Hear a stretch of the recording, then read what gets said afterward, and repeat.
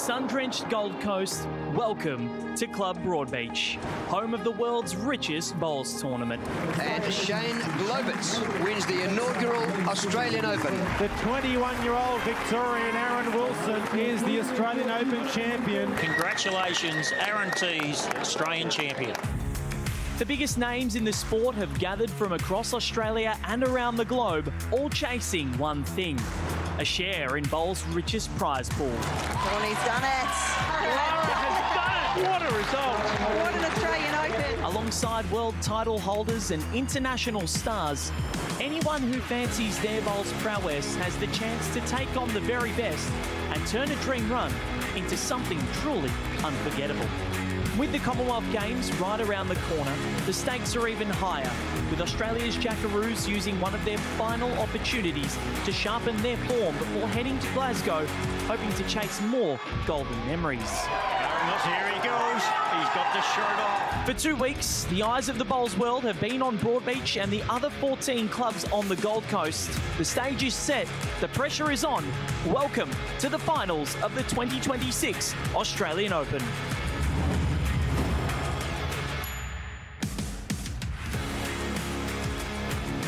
Club Broadbeach is where we are. It is picturesque, it is sunny. There's been a lot of rain over the last couple of weeks here at the Australian Open, but we are ready for this women's fours final. It is Gracie Retallick, Taya Devlin, Olivia Slade and Emma Simmons, all of Victoria, up against Malaysia's Alina Ahmad Nawawi, Nurul Alyani Jamil, Emma Firyana Saroji and Syafiqa Haidar Afif Abdul Rahman. Looking forward to this contest. 15 ends is what separates these two quartets from an Australian Open title. It'll be the first for a lot of them, and looking forward to seeing how everything plays out across the next few hours. Val Febo, my name, and alongside me is the one and only Ellen Faulkner, MBE. Els, welcome to you. Thank you very much, Val, and very much looking forward to this fours final. We've obviously had a super morning so far, with two finals already underway and completed, with Serena Bennell prevailing in the physical disability women's singles, and Calvin Rogers in the VI disability singles as well. So they've got us underway in fine fashion. And in terms of colours of tops, I always know that this is a key topic. I think it's one peach and one blue, so who knows what will happen in this second round. It is. I haven't thought of that yet, but yeah, 1 year, I think there was 1 year a couple of years ago that if you were wearing peach, it was an absolute curse, but now everything looking a lot better. It's even so far between the two colours of the final stops. The Malaysians are kitted out in blue, and they have had a little format change. Alina stays at lead. Nurul Alyani Jamil moves into second. Emma Firyana Saroji, those two made the pairs final last year, in third, and Syafiqa Haidar Afif Abdul Rahman in the skips position. No change for the Victorians. Gracie Retallick leading, Taya Devlin in second, Olivia Slade third, and Emma Simmons in her second Australian Open final after the fours 2 years ago will be skipping.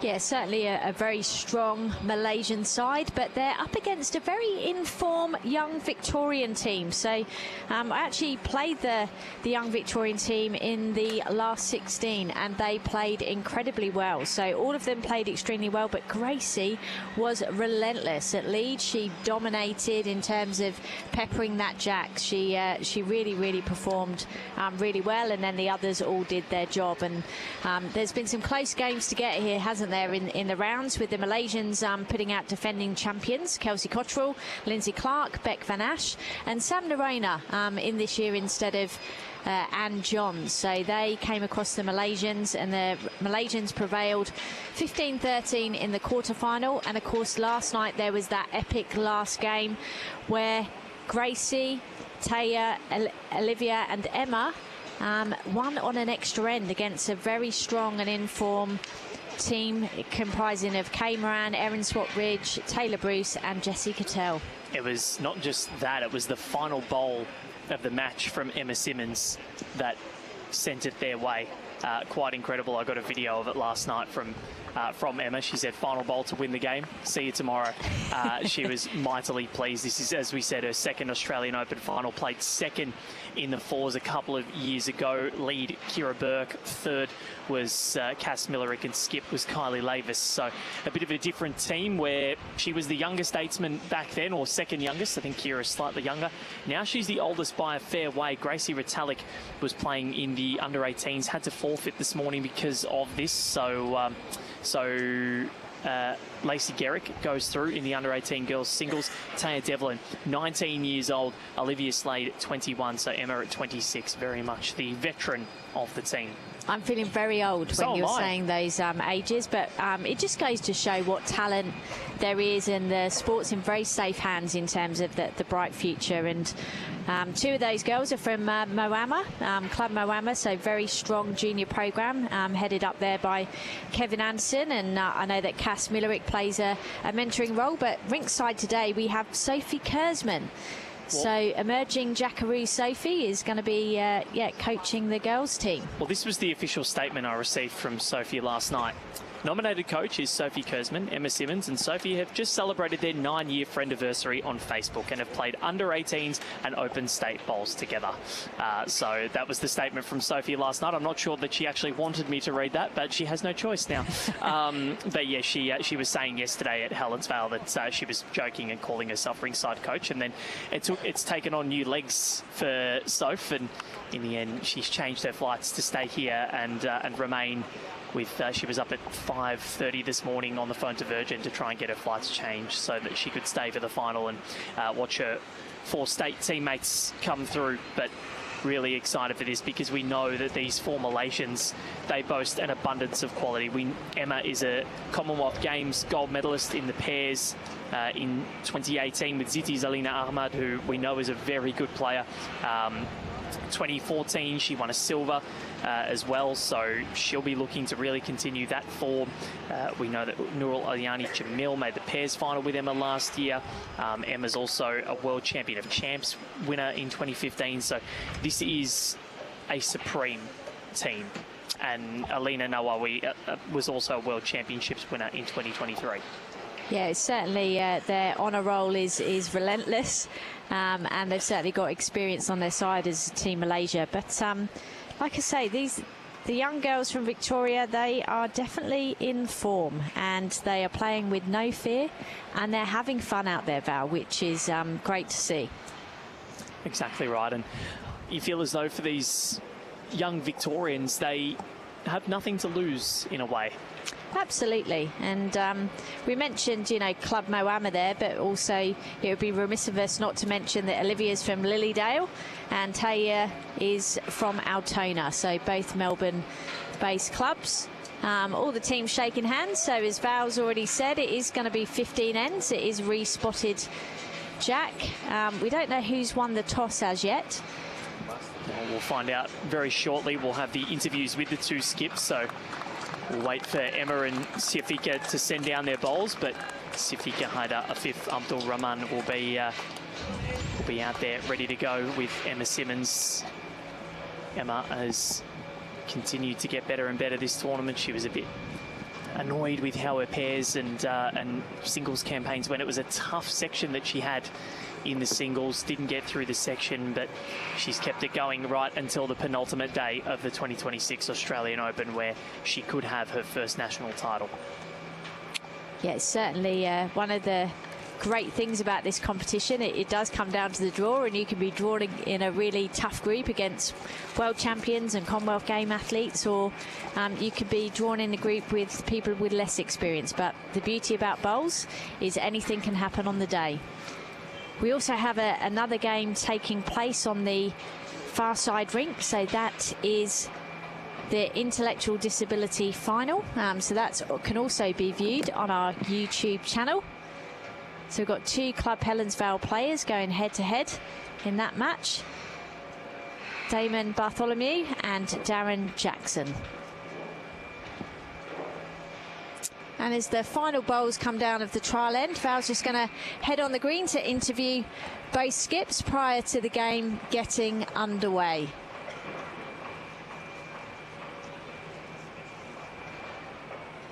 So I'll hand over to Val, who will speak to both skips prior to starting this fours final. Thanks, Els. I've got the two skips here. We'll start with Siafika Haidar, Abdul Rahman, and your first Australian Open. Siafika, how are the nerves and how excited are you? Yeah, for final, it's the first Australia Open, but this is the third time for me to Australia Open. So for the final, I want to do the best. So I want to bring my team to be a champion. And you've got a very good team. How relaxed are you all on the green when you're together? And you seem like you all get along very well and are good friends. We just enjoy and trust my team to deliver the best. Fantastic. Good luck. Thank you so much. And now we move to Emma Simmons in her second Australian Open final. This time a little bit different, however, because you are the elder statesman, Emma, 26 years young. The next oldest is 21. Does that make you feel a little old today? No, I have been calling myself the granny of the group. So, yeah, no, look, I'm proud of the girls. They're so young, but they've done really well to get this far. So, yeah. Your bowl last night, talk us through it. It's on Bowls Australia's Instagram if you want to go and see it. It was an absolute bomb to send them into the final. How much confidence has that given you for today? A lot. Like, look, that bowl last night, yeah. I honestly still don't know how I played it, but obviously given me a lot of confidence that I can play those shots today. So, yeah, I'm looking forward to a really great game. Yeah. And how much confidence do you get knowing that you've been here before, and does that settle the nerves at all? No, not really, but I think being here with the young girls and having that experience, yeah, I think it does settle it a little bit, but yeah. Well, good luck, go well. Thank you. Back to you, Els. Let's get started. Thanks very much, Val, and great to hear from both skips. Very excited about this game.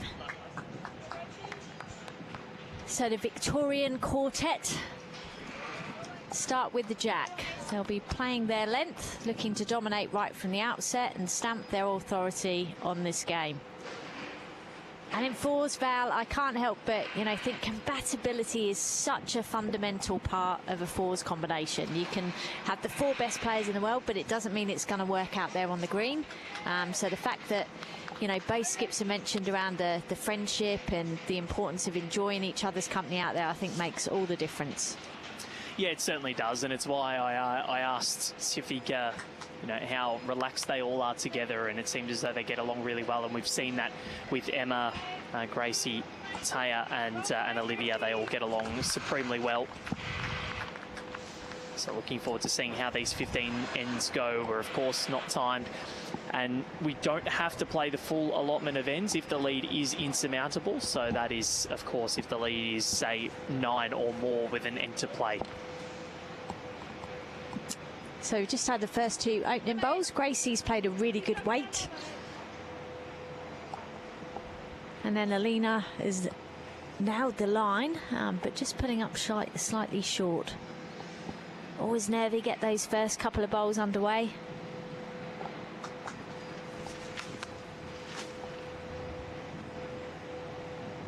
Emma's urging this forward. Gracie just pulling up short there.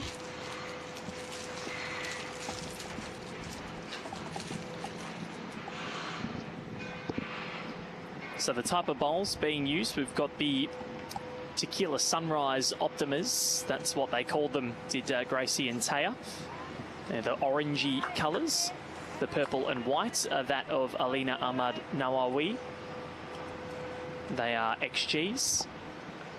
Olivia Slade, the aqua and white XGs. Emma Simmons, XG green and whites. All four Malaysians using XGs. Yellow and blue for Siafika, and then Nurul Ilyani Jamil and Emma Feryana Saroji, both using black and aqua XGs. So hopefully that allows you to follow along at home. We will continue to explain that because in bowls it can get very difficult in fours. But the good thing is, Els, we have a marker and we have stickers, unlike the sectional rounds when it was anarchy. We do indeed, and we've just seen our first jack toucher of this final from Taya, just moving the jack back there. So, of course, for the benefit of those watching from home, if you haven't seen bowls before, so if a bowl touches the jack, then even if it goes into the back of the rink, into the ditch, it still remains live and in play.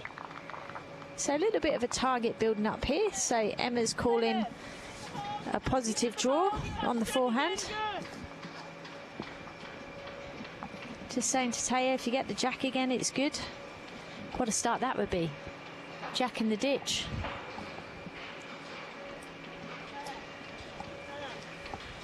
Is she giving this a chance? Emma looks interested. Oh, she's drawn it. Taya Devlin, 19 years old from Altona, hails from Geelong.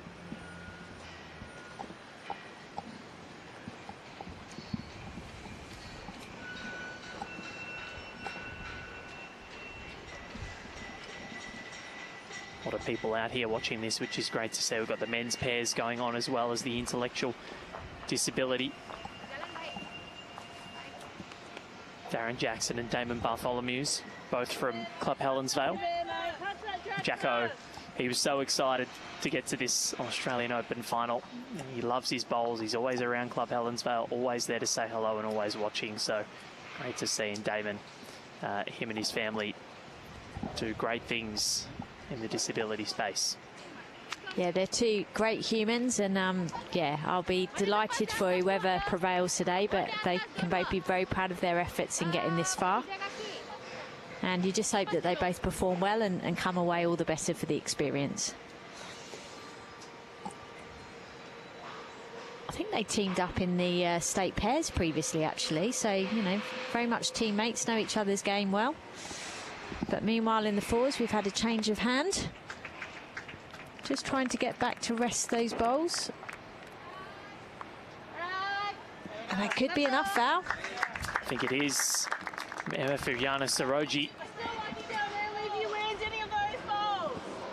Com Games gold medalist. That's who these young Victorians are coming up against. World champions. Alina, who was leading, won the pairs, as I said, with Ain Nabila Tamizi back in 2023. Defeated the Rickson sisters as this one here, Olivia Slade. That'll do. Fantastic opening bowl there from Olivia. Very promising young player. Look at the enjoyment they're all having out there. That's the way to be. Just have fun, play with no fear. Go out there, enjoy the experience as Emma chases her final bowl up this end, just through the gap.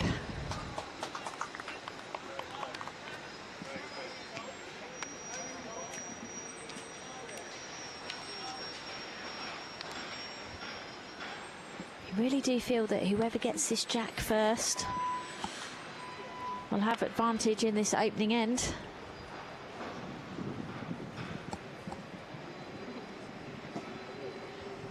It's one of those heads that you can't actually afford to be over-aggressive on either side, to be honest. Yeah, because there is the chance that you could go a number down, and of course we know in fours it can be very stingy. You don't really see massive totals scored. No, and you definitely want to consolidate in terms of that first end. Yes, you want to capitalise. Emma looks like she likes this.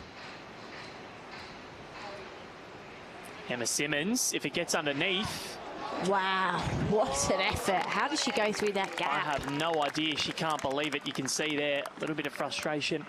Goes to Sophie, gives her a high five. She played that near on perfect. Chance here for Safika.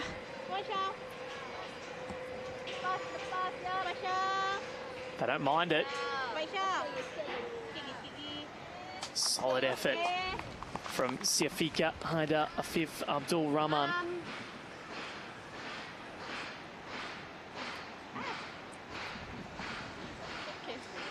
There's not a lot of room. Emma coming up to have a look. Of course, you can do whatever you like now. There's no time limit. It was 2 hours and 15 minutes up until the quarterfinals when the time limit was stopped. So, always good to take the time to come up to the head. Always looks slightly different, just a chance to refamiliarise. Emma's opted to stick with the same shot as her first delivery. She was tantalisingly close. Can she make those minor adjustments? Jack here, Val, would be an unbelievable start to this fours final.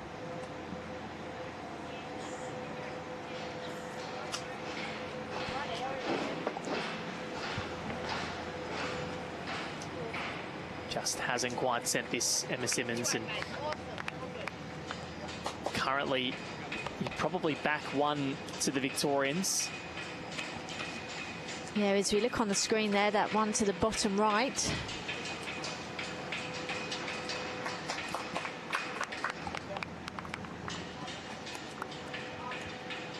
So chance here for Malaysia to be aggressive. Get rid of those two bowls, split them away, make a count of 4.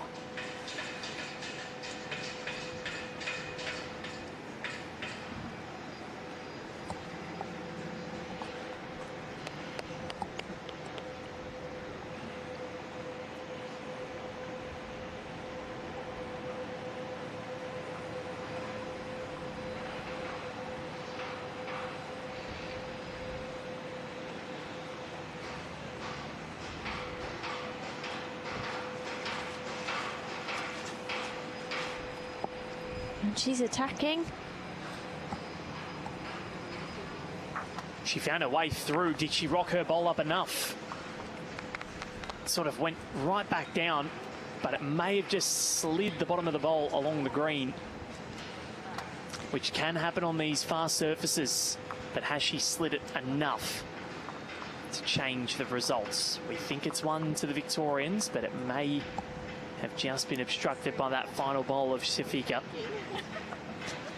So Olivia Slade is measuring. Of course, they can choose to get the umpire on if it's close, but most players usually elect to measure themselves for a start. And it looks as though it's one to the Victorians. Certainly is. So they're on the board to start proceedings. Solid first end of bowls. Shout out to Emma's grandparents watching on. Was it parents? Or Di and Wayne from Mildura. Yes, it was grandparents, wasn't it?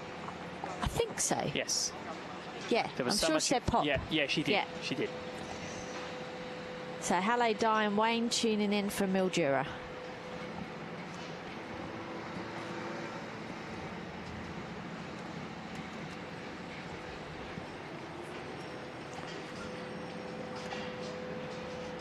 So that first jack there has just gone in. So it'll be interesting what Malaysia look to do here. Team Malaysia, if they look to change it up or if they still go long. It's good to see. Safika is stood a bit shorter. Okay, bit shorter. We are going to see a few jacks lost and see how much that affects things. Yeah, this stage in the game, not massive. no patterns really emerging, but yeah, it can make a big difference as the game goes on. And of course, as we said earlier, Commonwealth Games coming up in Glasgow. It's actually going to be spotted jacks. It is. Same as our BPL format.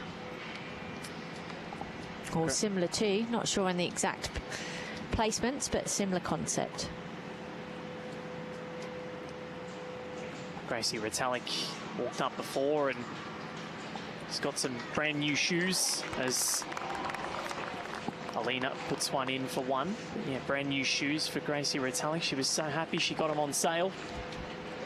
It was a win even before the final. And of course, we're very lucky to have the support of our partners and suppliers as part of our national merchandise program. We have a big merchandise tent available down here at Club Broadbeach. If you haven't had a chance to pop down, you've still got a chance to come. 2 days left. Midday tomorrow. Midday tomorrow. Yep. That's when it closes. And of course, Aero Bowls, our great partner at Bowls Australia, over 65 colours, 12 models for every green surface, and ability to personalise your set of bowls with your own logo. She's personalising the head, is Alina Nawawi. Advantage Malaysia. 2 perfectly weighted bowls. Taya just following this up. This looks pretty adjacent to me, Val. Can she just land the bowl? Well played. Taya Devlin. Brilliantly done. This Malaysian outfit has had 3 different iterations. The one that was, well, that's listed on BowlsLink has Alina, Safika, Nurul and Emma as the order, and then there was another iteration when they played Sophie Kurzman in the 4s as well, she was telling me previously. I think, you know, that's the thing nowadays, you know, everyone's so versatile, talented, that you can line up in most orders.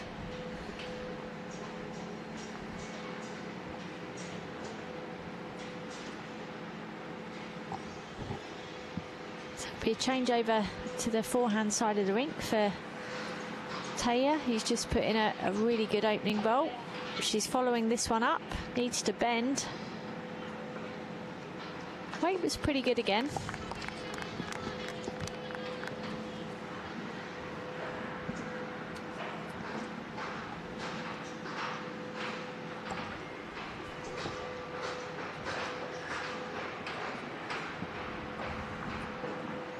Nurul Aliani Jamil has become one of the premier singles players in Malaysia and has been to the World Champion of Champions on multiple occasions, World Indoor Bowls Championship, or World Bowls Indoor Championships, making its way down. Was an end away from winning the Australian Open Women's Pairs last year. They sent it to an extra end, her and Emma Feriana Saroji, before Selena Goddard played the end of her life, putting 3 right on the line, covering the jack to perfection. That's what it's all about, the big bowls and the big moments. That's nicely done. Olivia Slade has started this final in mightily good fashion. She has indeed, and she's a lovely girl as well. I had the pleasure of playing Olivia in the knockout stages of the singles. So we played down at Club Robina, and yeah, she was a delight to play against. Score? 21-6 or 8. Well played, Els. You won, or? Yeah. I did. I was going to say, well played, Els. Thank you, Val. I didn't say it for that reason, by the way, you know, but thanks. I've got to pump you up as well. It's my job. I'm definitely deflated after yesterday. It's all right. We don't. Yesterday doesn't matter. Okay. Yesterday doesn't count. I'm here with you, enjoying a feast of fabulous bowls, highly talented players who are putting on a show for us. Can't get better than that, can it? Not at all. Over on the other rink, Darren Jackson.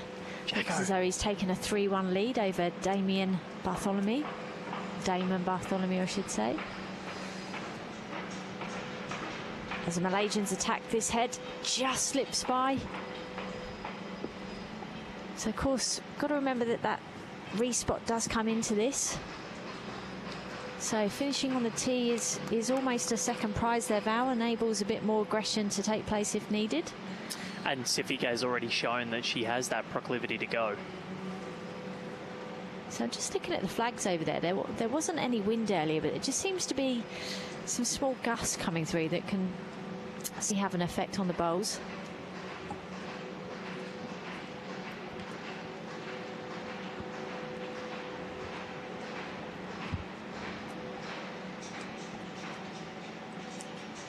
Emma's watching this bowl in earnest. Urging it up. It's a good bowl. Another one around the zone. It's very, very close for a third.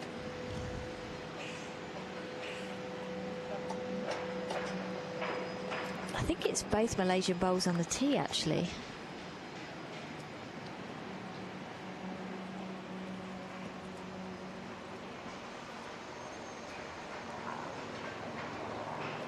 So Siafika and Afif Abdul Rahman. A big early statement to make for the Malaysian skip.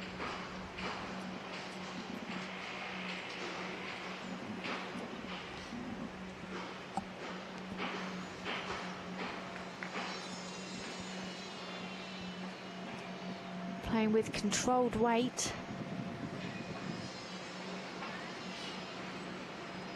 Just holding off Val down there. It's another one at the back though.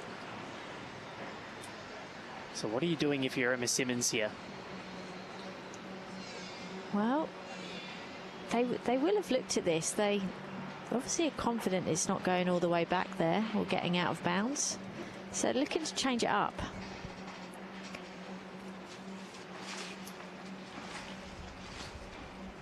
It's always one of those things you've either got to cover or you've got to change it.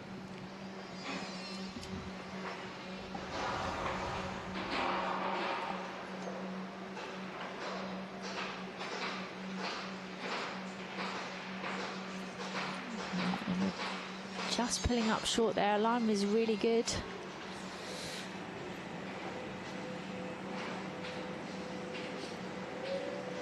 Emma just having a look at the head, just trying to work out how many it is.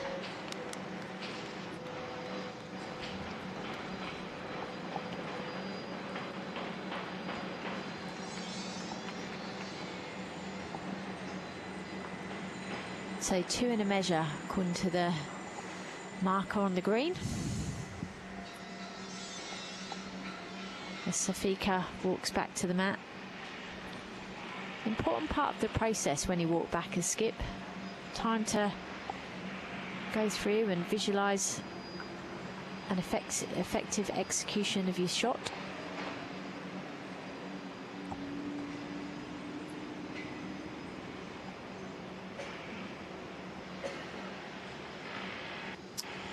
Safika with weight. Found every gap. She did, but I think she was right to play that more aggressive weight. Just the way the bowl before just held by. And this is a decent start for the Victorians. It's a 3. 4-0 is their buffer after 2 ends. Emma Simmons would be very pleased with that. Bumped into her and Sophie Kurzman at Pacific Fair the other day, Els, and the week started off pretty well for Emma. She got a pair of New Balance shoes for more than half off, so I've started calling her New Balance. Oh, brilliant.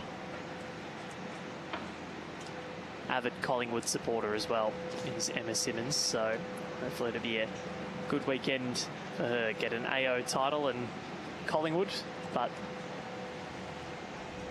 the Malaysians, they'll be hoping to try and spoil the party. And had a few questions over the last few years about the colours for the finals. They used to be blue and yellow. We've updated those, which look fantastic, of course, the blue and the peach. And it's decided generally by the colour of bowls that they use. So because there's the orangey bowls of the Victorian team, it was sort of no surprise that they were going to have the orangey colour. And the Malaysians have a fair bit of a tinge of blue in theirs with the aqua and the navy and the purple. So that's why they've been given blue. Sometimes players will go in and ask Andrew Howie and Troy Corber, can I have this colour? And if they're feeling kind, they'll say yes. But that's generally what it is. What colour did you have when you played your AO final? Were you blue? Yeah, I think we were light blue actually. Yeah, light blue and yellow. I think I had one of each from memory, because it was a fours final and the pairs final. Well, it might have been the same a little while ago now. But I did hear on commentary last night, Troy Corber did explain how the colours come about. So originally when it was blue and yellow, that was to reflect the sand in the sea. Yep. And now with the peach and the blue, very much around Gold Coast colours and the sunset. Ah, very nice. So I thought they were excellent explanations. So thank you, Troy, for that. I hope that I've got that correct.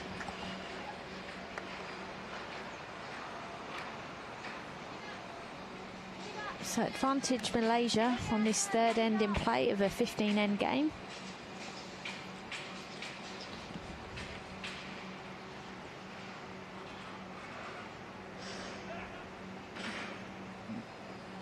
It's also a great souvenir for the players to keep if they make an Australian Open final.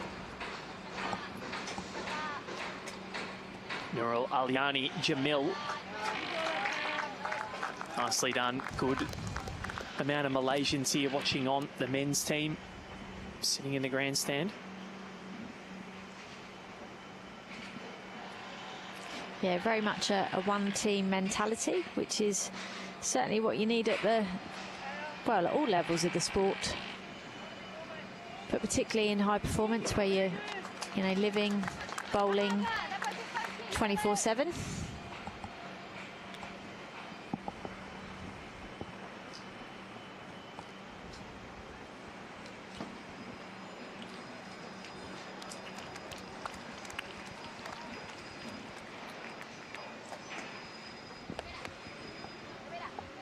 So Safika calling this one in, she likes it.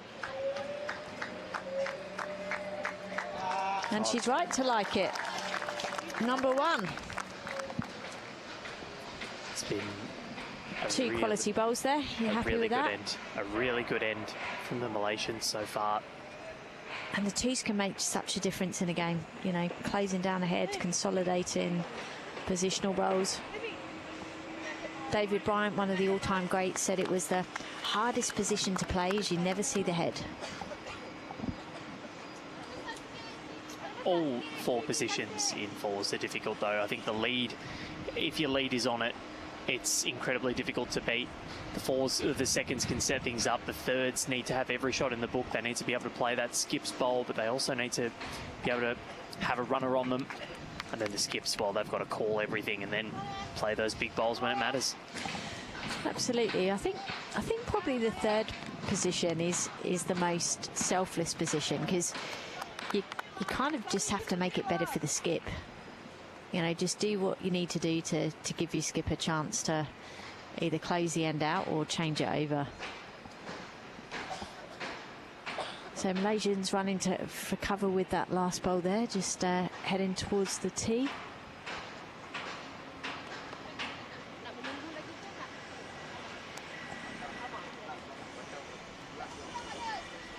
Currently 2 or 3 for the Malaysian quartet. And look at the relaxation amongst the 3 Victorians: Gracie Ritalik, Taya Devlin, Olivia Slade. Yeah, they've literally just smiled and laughed their way through this, which is great to see. Sometimes that helps. It does indeed.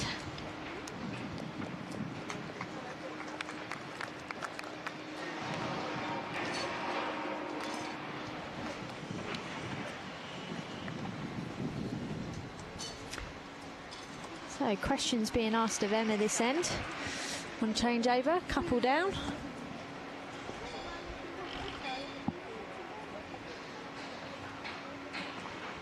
Got Olivia in a good position there.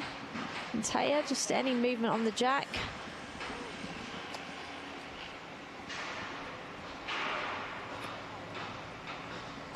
Emma Simmons, it's on its way. It's just going to pull up short, but her line was splendid.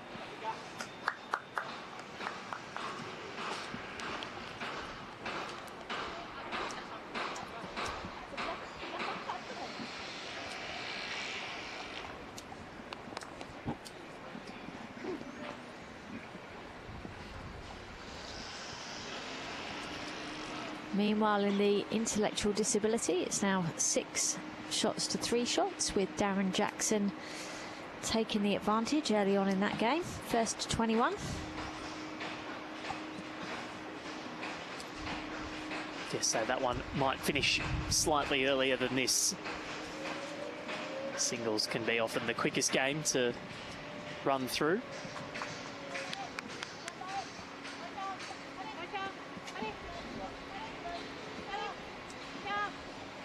Safika not quite going to have the run.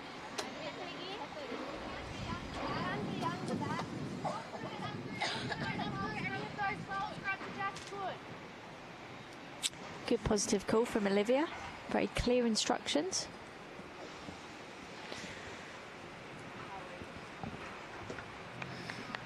As she said this. So chance with the so-called free kick. Opportunity to possibly level the game.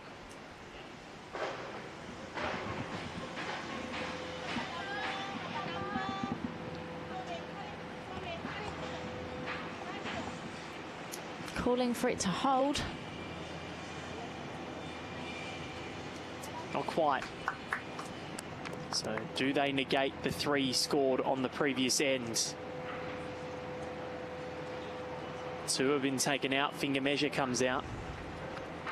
The Malaysians will be on the board, but it'll come down to the tape.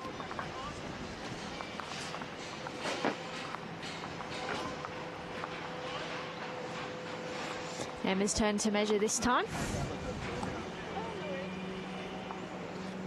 You've had a lot of experience against the Malaysians across your career, Els. You've seen them win gold at some of the biggest events in the sport. What makes them such a classy nation? It's only the 2, so 4 shots to 2. Not immediate harm done for the Victorian team, but the Malaysians, they are on the board and the onslaught begins. Yeah, I think they're very methodical in their approach and very deliberate in their preparation. You know, their technique is flawless. You know, they're smooth, balanced, repeatable. And yeah, I mean, when you think, I think they only really started investing in the sport in the 1998 Commonwealth Games when they were over in Kuala Lumpur, and then Ziti then won the gold in 2002 in Manchester, and then backed it up in Malaysia, in Melbourne, sorry, in 2006. Yeah, so the program's just grown from strength to strength. Yeah, it has. Mightily impressive. And they bowl so much as well. I was talking to a few people throughout the fortnight, and they're saying that, yeah, the Malaysians almost, they're bowling maybe 5 to 6 days a week.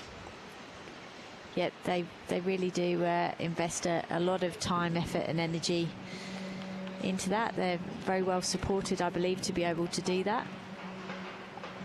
And they're reaping the rewards in terms of some of their performances and results on the world stage. But as we know, we're blessed here in Australia with the support that we get from the Australian Sports Commission and the Australian Institute of Sport, and blessed with a wealth of depth and talent, and a highly skilled and talented high-performance team that guides the team to world #1 status, and another challenge ahead in Glasgow for the team to try and top the medal table. First time it's going to be on the indoors or indoor arena. It's always been an outdoor Commonwealth Games on grass. Now we're playing on an indoor carpet. It's going to be different. It's going to be history. Yeah, very different. And I think it's the format, Val, that really changes things. So there was a change back in 2006. So in 2006 it went to sets play. In 2010 it was also sets play. But then it went back to the more traditional format in 14 and 18, and then 22. But I think the big thing is you used to get 2 bites at the cherry, and of course some players will get 2 bites at the cherry if their home country has decided to only pick 2 players and double up in the pairs and the singles. Canada, one of those, with Ryan Bester and Kelly McCarrahan. Canada, and I believe Ireland is the same. Yes, Gary Kelly actually did say this. But Australia, Scotland, England have all elected to pick 3 players. And of course, you know, what's been great to see is the consistent inclusion of the para disciplines as well. Great for the sport, great for the profile, and will only help to build and strengthen that aspect of the sport. The para program hasn't changed. We've still got the same amount of disciplines, the same amount of athletes, so that hasn't dwindled at all, which is great. The fact that the paras have still got the same opportunity that they had previously. Yep, completely. But that's grown over the years, because initially there was inclusion of para in 2002 in Manchester. then there wasn't in Melbourne or Delhi, and then the Paris came back in Glasgow. So it's great to see that consistent inclusion, as it should be. Taya Devlin sending this one down. Not overly pleased with herself. Just dropped short, but I'd say they're still holding one, and that's what's been pointed to by Siafika. Yeah, so the wind just looks as though it's getting up a little bit slightly. You can see some movement there on people's shirts.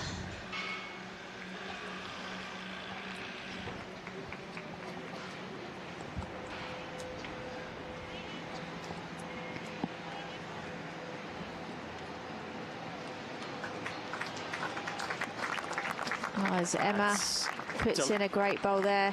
Delightful. I was just about to say that nobody's really nailed it in this direction. And you've done that 2 games in a row now. And then Emma delivers. The reverse commentator's curse. Let's have a look at the replay. Look at this coming in. It's called down immediately. Olivia Slade. And a slide in. What an effort there. Very good second bowl. Doesn't need to do much more with her last. Foot has been planted by the Malaysians. Are still smiling. Yeah, it's great. Well, they know it's an AO final. They've got it. Brilliant. Exactly what you want to see. Average age. Probably my actual age is there combined. Or maybe that's a bit harsh. Maybe you and me together, Val. You're not 83. Not yet. Is it 83, is it, their combined age? Yep, yeah, so... Okay. We're not quite there yet. You're not as old as me. 20.75 is their combined age, so under 21. That's ridiculous. Pretty impressive. And, Val, I know you've run some stats lately, so what's the average age of our Jackaroos compared to the cricket team, the Australian cricket team? Oh. Going to test your memory now. I know you've run the numbers. Well, I was asked to, and then Aidan Davis, wonderful general manager of promotions and partnerships, ran it through ChatGPT. So he ended up doing it because we were about to go back on air. So give me 5 minutes. Okay. Well, the remainder of this ends is in the skip's hands. We've got Safika from Malaysia.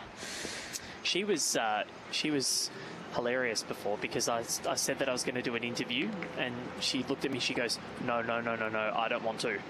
My English isn't great, but she spoke really well, I thought, and well, she bowls pretty well as well. I was going to say she's letting her bowls do the talking on this end, but no, the base skips came across really well, very humble.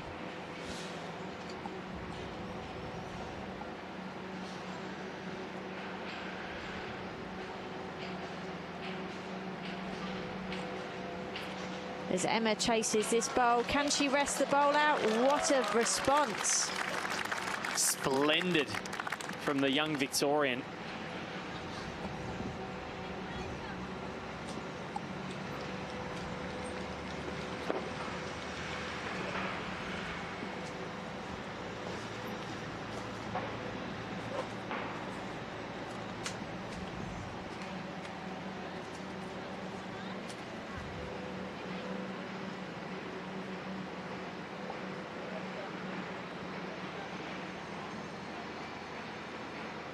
Just running through the head there for Malaysia. It's interesting. I often watch the players rather than the bowl. The body language gives a lot away. So the Australian Test cricket team, the men's Test cricket team, average age 33. The Jackaroos combined across the 20, 29.65. So almost, well, 3.5 years younger are the Jackaroos on average. And even the Australian T20 World Cup squad in 2026, the average age was 31.2. So that bucks the stereotype of bowls being the old person's sport, because our national team is younger than that of one of Australia's most prized teams. That would be a great trivia question, wouldn't it? And no one would get it right. No, they wouldn't. They went well. This is going to be another measure, Val. This is a testament to how close the heads have been that we're getting the measures that we are. Fantastic effort there from Emma. She's just indicated to me that she feels she's got one. So we'll see how good her young eyes are.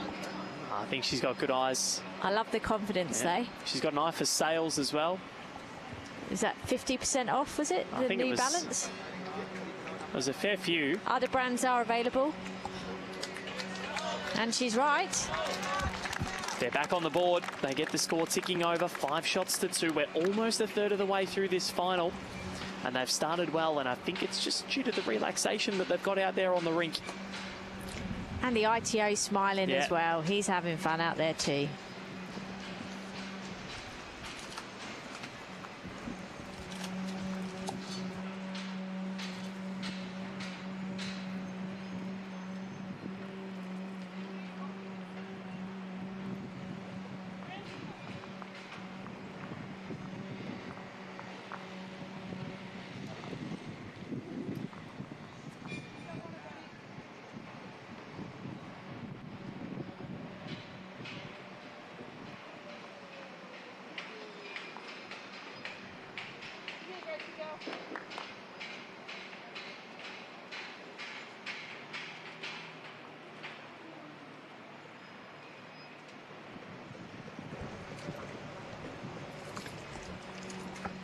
So Gracie, Retelik looking to try. And now this jack just slipped by. Line's very good again, and it's a good home because she's covered the tee, as we know in this format. It's re-spotted jacks, so they're never wasted in that position. Always easier, I think, to go through with your first and then work back.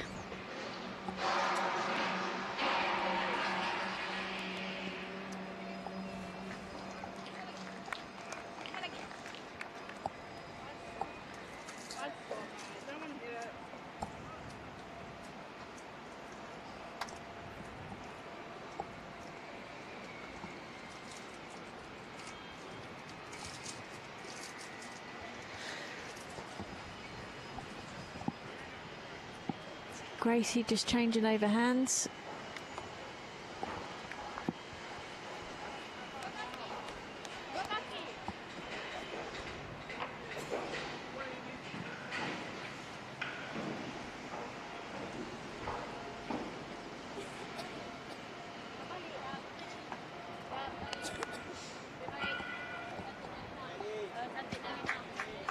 Yeah, 2 good bowls there from Alina. Well played.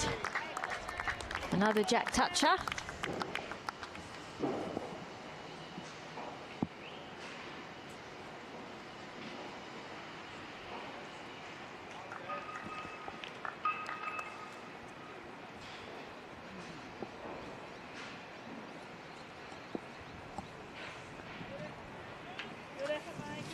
Yeah, good effort there from Taya. Gave herself a chance there. Found the line, just got to adjust a little on the weight with the next delivery. In the meantime, Safika's calling Nouriel just to turn the jack round the corner, take that danger away.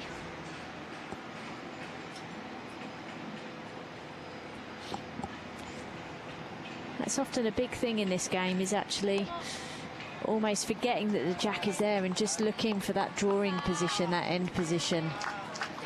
Nouriel Aliani Jamil. That is a brilliant starter.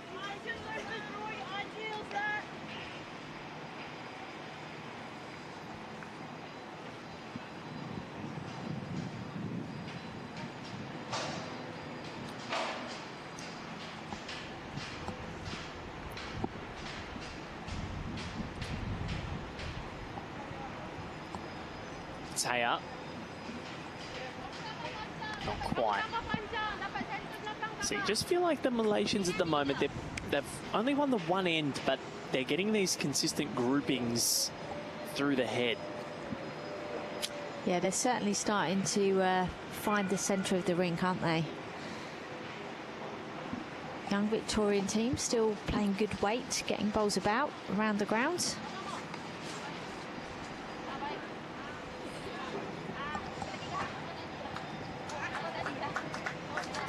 And Oh, two great bowls. Well played. Nurul Aliani Jamil. She has a smile on her face. She knows how good that was.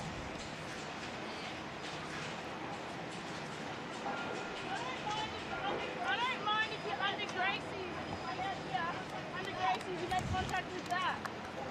2 years ago, Emma Simmons found herself in this position, playing as second. Kira Burke led. Cass Millerick in third. Kylie Lavis as the skip. Bit of weight. Nothing doing for Olivia Slade, so Emma under a slight bit of pressure if Olivia can't nail something with her last. They're down 3 here. And Emma Furiana Soroji doesn't need many more invitations.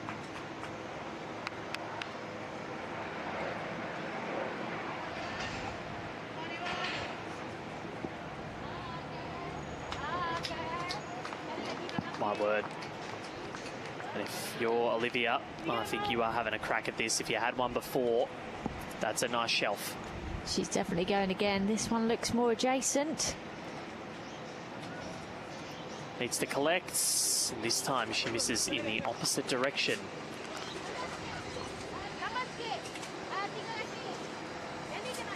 This a chance to put in a fifth, or are they going to go for the cover here, else? Looks like the cover, or yeah, even if they get the tee, it's just going to be a bit too far. My favourite is the count and cover, where you do 2 for 1. Would be rude not to. Yeah, she played that well. Just not got the tee, but got the best back. So is it going to be weight from Emma Simmons? I think it will be. I mean, it's a hard draw. You've got to back yourself to try and get some away.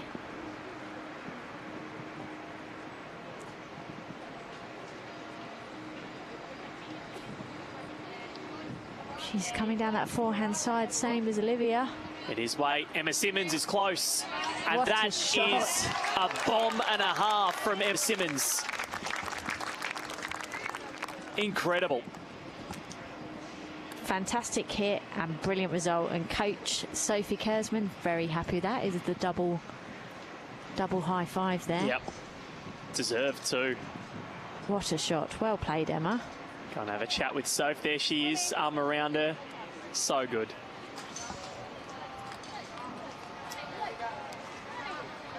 And that's a great reply. Well played, Safika there. All too easy. The wind can be taken out of your sails when you've dominated the end. There's a brilliant bowl. But she's dug in, and she's asking the question again of Emma. After that brilliant first delivery, can Emma just rest this away? I tell you what, she's close, almost. Good effort. She'd take 1 or 2 down after the position that she was in. Well, it was 4. It was looking a bit precarious, wasn't it? And sometimes you just have to play those bombs. You do. And Emma Simmons unleashed. But this is what good skips do. Safika needed to add, and they all clap, because that's what she's done. The Malaysians take another 2 and a third of the way through this contest. It's Gracie Ritalik, Taya Devlin, Olivia Slade and Emma Simmons leading 5 shots to 4 after an enthralling first few ends. Enjoyed every second of this one so far. The Malaysian team next to us, they're enjoying it. Yeah, it's been a great display, isn't it? By both teams. It would have been easy for the young Victorian quartet to come out here and be overwhelmed, but they haven't been at all. They've absolutely looked right at home here on the rink.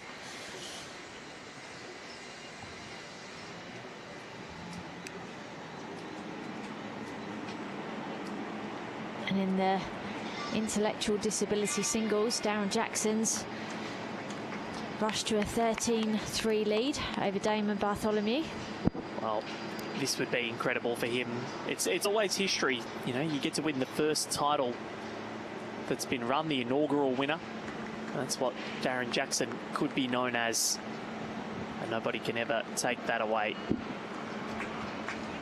Loves his bowls. And that's a nice start up from Gracie Retallick. She came up to me before. She goes, "Do you know how to say my last name?" And I looked at her and I said, "Retallick?" And she goes, "I'm very glad I asked you. It's Retallick." Retallick. And I said, "Metallic with an R." And she goes, "Yeah, that'll do." Very good. Yeah, sometimes it's the ones that are hidden in plain sight that you might not be able to say, well, I remember when I first saw your name, I thought it was Falconer.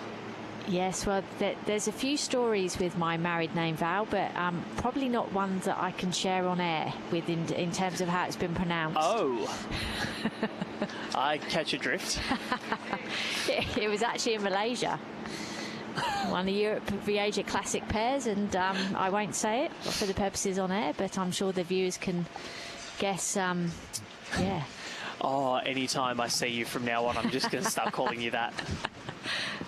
Please don't. Actually, I'd only been married 3 months as well. I was like, I knew I should have kept my maiden name. What is your maiden name, by the way? Alexander. Oh, there you go. Yeah. Learn something new every day. There we go.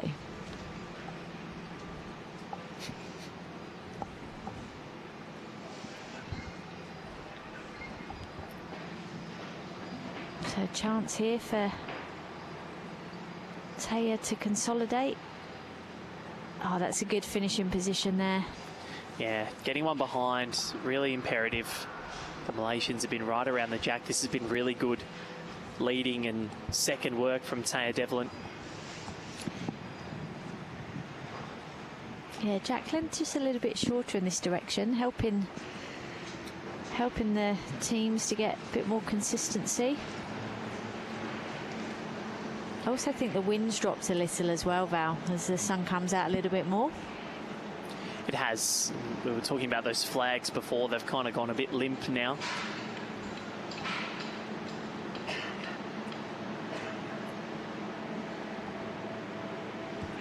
As Taya follows this bowl in, needs to bend.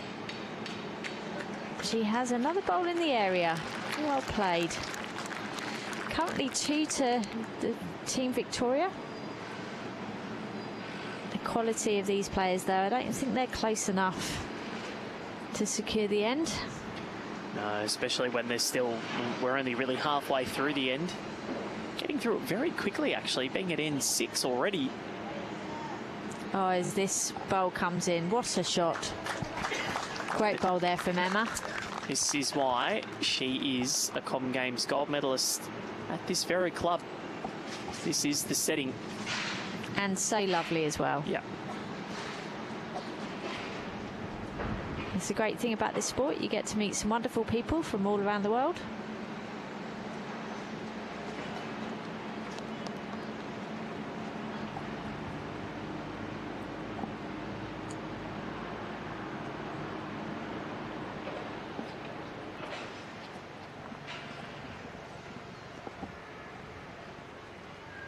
Savika looks as though she likes it again as Emma chases this bowl.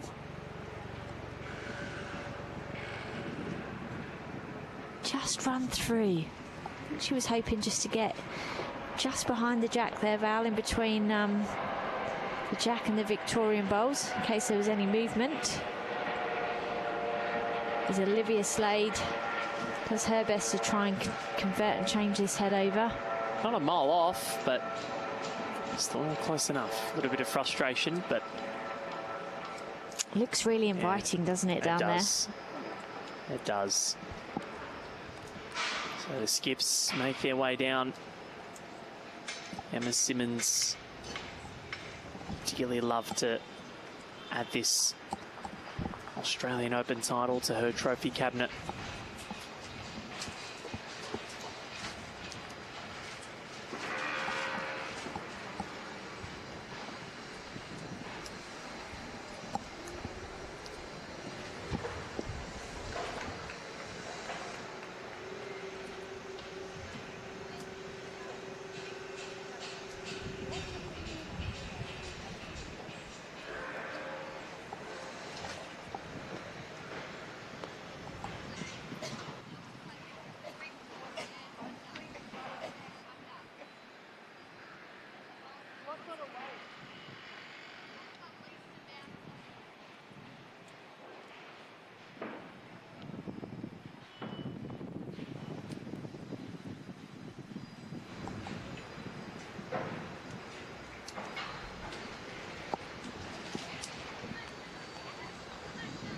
Emma just drifting to the back.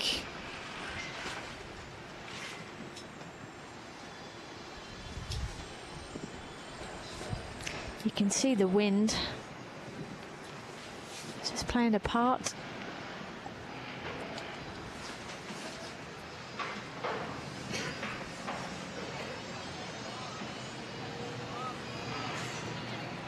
Sofika, well, unfortunately they're slightly in the way of the centre line. Great ball there, opens up an opportunity for Emma. She's just checking who's got the tee.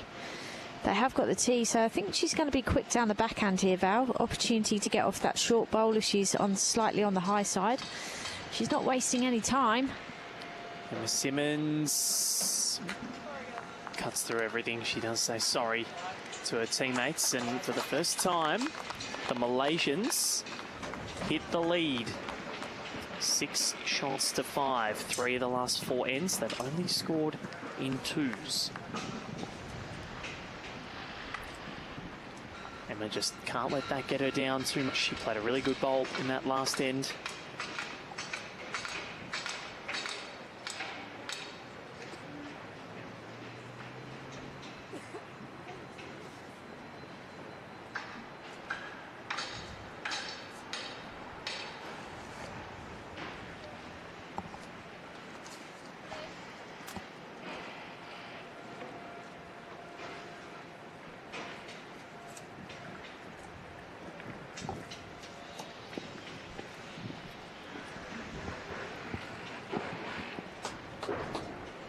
So slightly shorter jack length in this direction.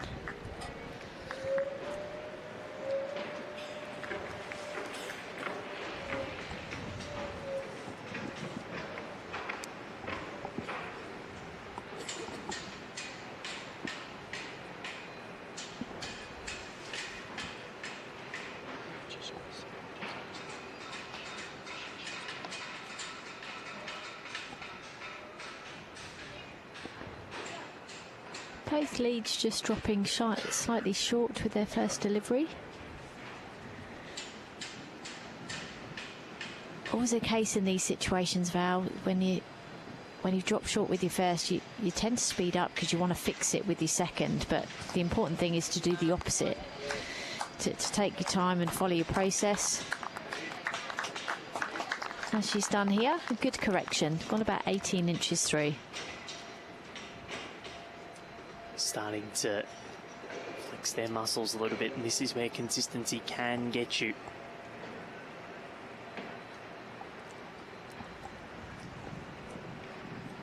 Definitely getting glary out there as well, very bright. Coach Sophie's moved to the sunglasses. Oh, well done, Gracie, good adjustment.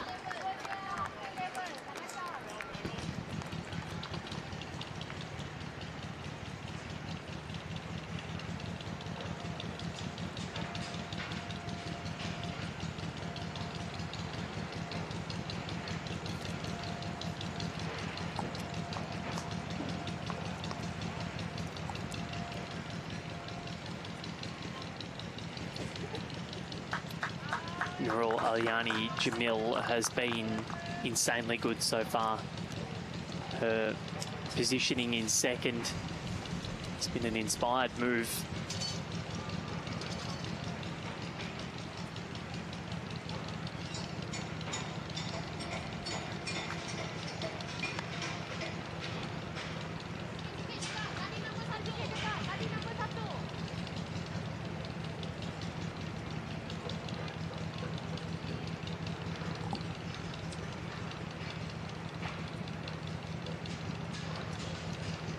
So if you've just joined us, they were 4-0 down, Team Malaysia.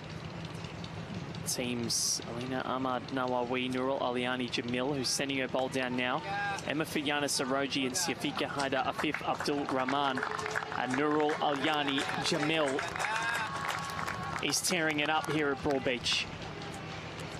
Yeah, that is an exceptional bowl, isn't it? It just changes everything about this end. Advantage Team Malaysia. Team Vic have just got to stay strong here. Just look for second shot. You don't always have to get shot. Just keep building.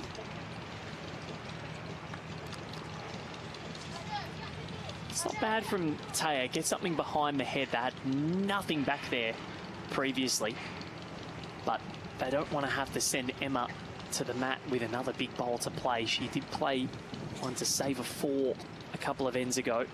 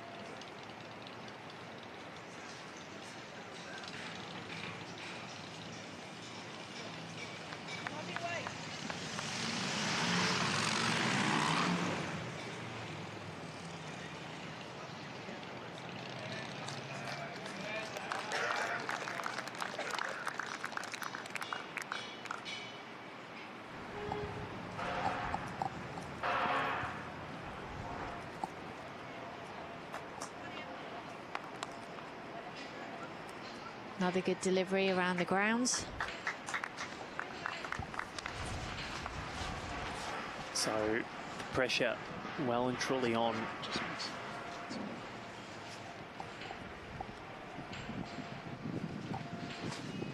Olivia Slade. This is in a much better area.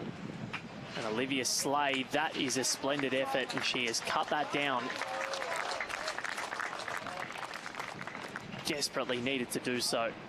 Still 2, but it just gives Emma something to play to. Yeah, massive bowl there.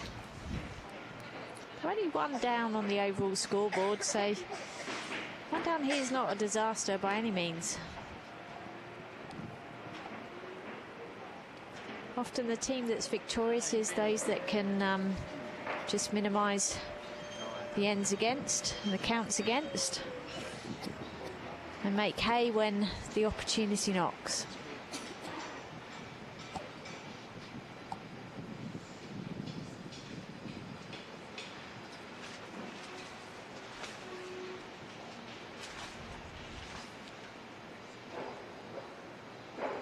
Just see that wind again, Val. Wind's getting up.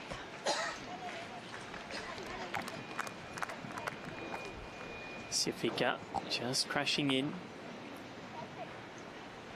Weight was pretty good, I think. So, will Emma come up onto the forehand, try and sit that bowl, Nurul Alyani Jamil away, stick around. It's going to cut underneath.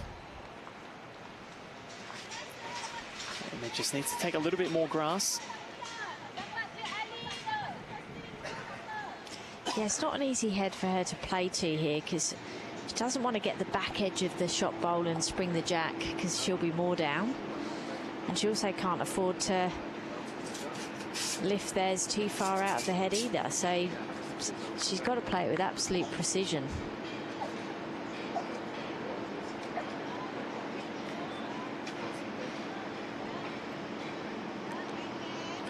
Well, this is the moment. I think the only way Emma can get shot is to get to the duo coloured bowl and just sit off it onto the shot bowl.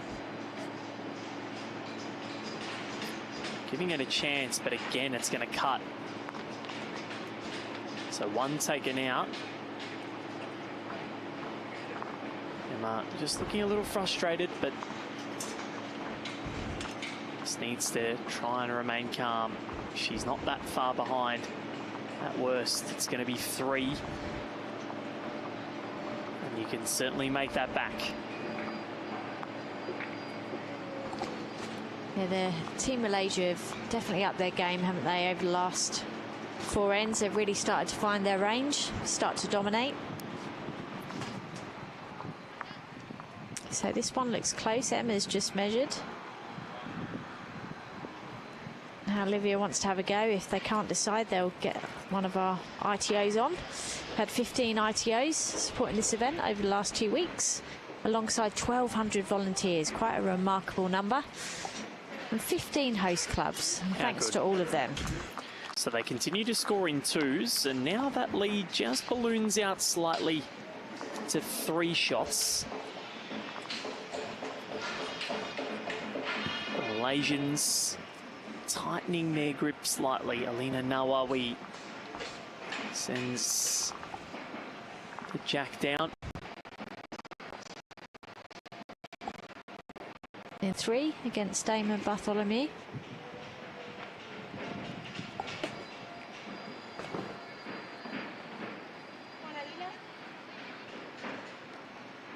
As we get back to this women's fours game, another sterling start from Team Malaysia.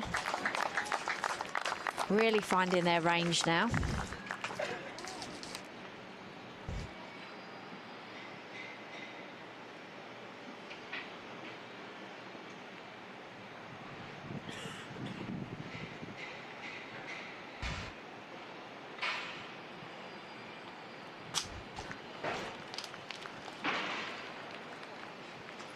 It was always going to be the case. They're always going to find something at some stage.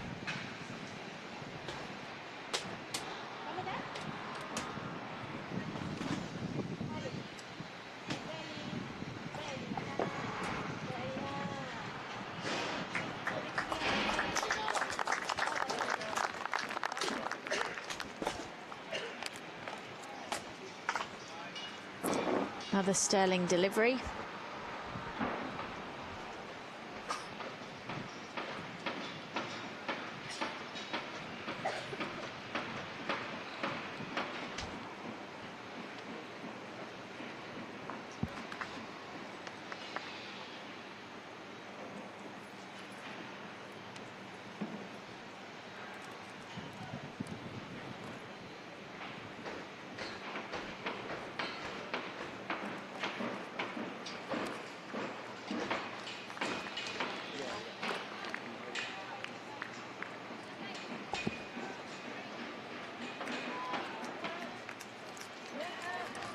Team Malaysia is certainly putting on a show on this end.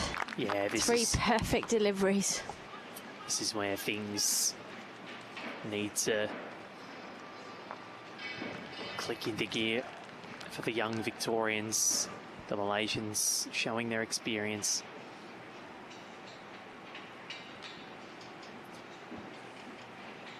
You can just tell those smiles are slowly starting to go away as well. They're starting to get a little stressed and panicked. Not as relaxed as what they were when they were 5-2 ahead. Yeah, at moments like these, it's very much a case of just take a breath, reset. Focus on something, bring you back in, stay in the present. Even if you need to talk about what you're having for dinner later. Just to take things away from the game. Taya Devlin.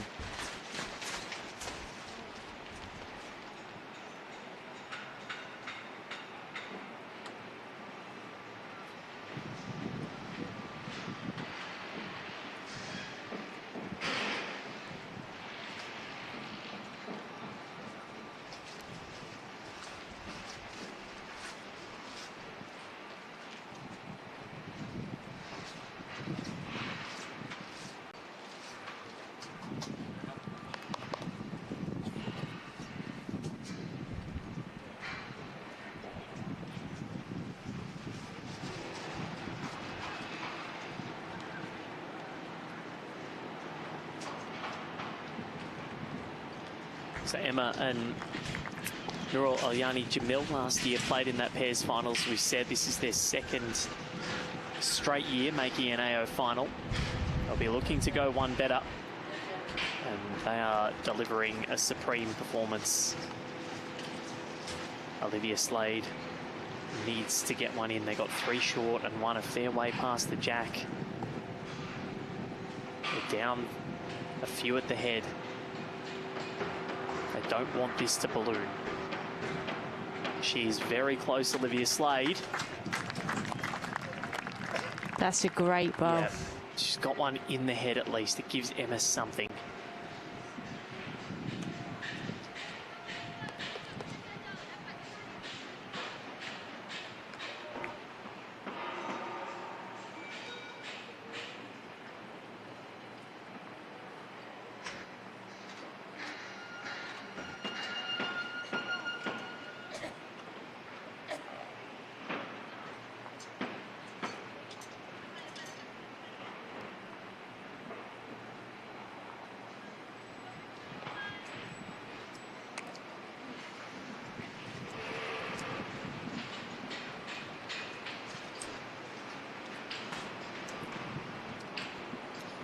Olivia Slade with her final bowl of this 8th end. We have ticked over the halfway point in this women's fours final.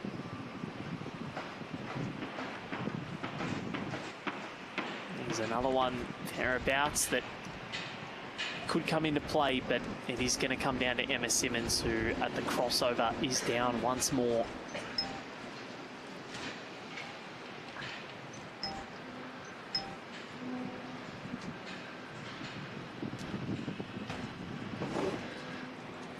Siafika has played some bombs when she's had to, but her front three have been magnificent. Nurul Alyani Jamil in that second position, else has absolutely dominated. She has. She's been superb, hasn't she, so far? If the lead's missed, she's been there. Otherwise, she's had really good position.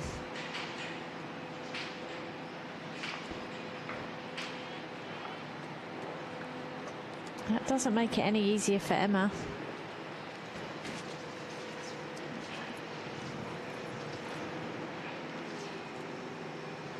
Emma Simmons, they're watching it. Just the wrong side. How has she not taken any of that jack? She got the bowl. It looked for all money like she was going to hit it. It just held.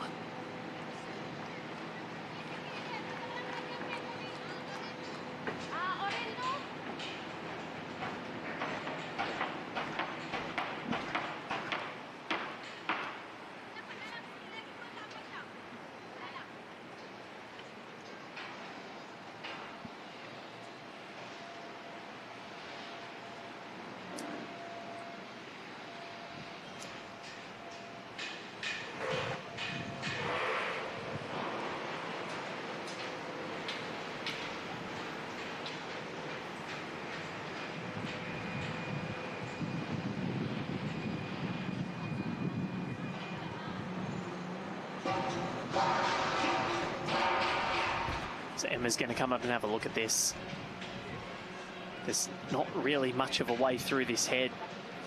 And if you're in her shoes, Els, what exactly are you doing? She's got to look at this really carefully. Just look at the angles.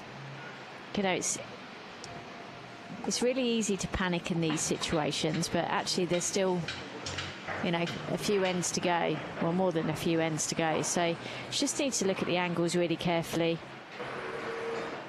Whether she's just timing or being a bit more aggressive.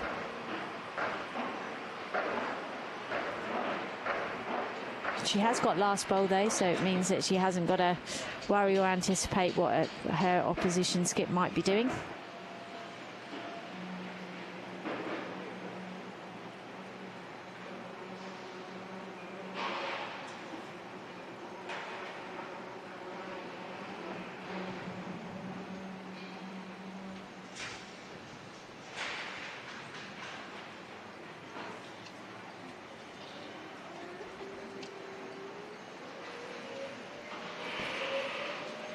Just going under the head. So the Malaysians continuing to pull ahead, and they are starting to make their move. It's another multiple. They have not scored anything but a 2. They've won 5 of the 8 ends, and they've doubled the score of that of Team Victoria. 10 shots to 5. They are ever so close.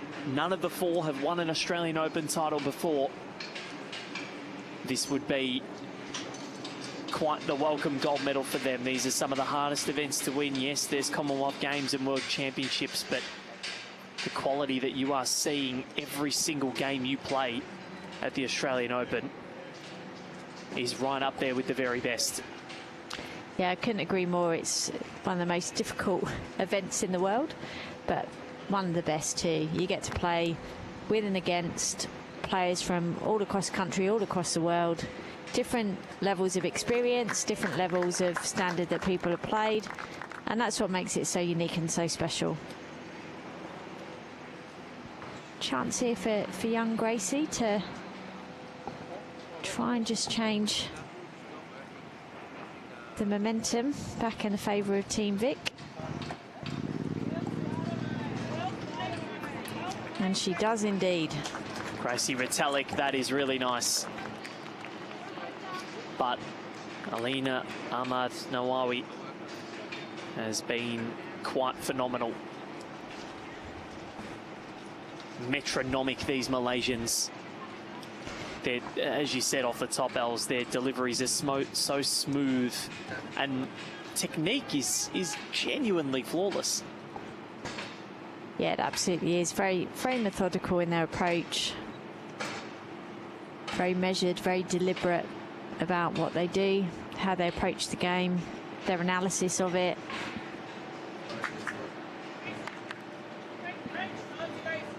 But Gracie's digging deep, battling hard. A multiple is exactly what they need now. Probably can't afford to drop this end. Gracie Retallick has gone the right way of starting things off, but this lady, Nurul Aliani Jamil, has probably been the best on the rink. She has. She's certainly managed to add or consolidate or change it over. She's played exceptionally well. A couple of feet of weight on that too, and she was right on the money.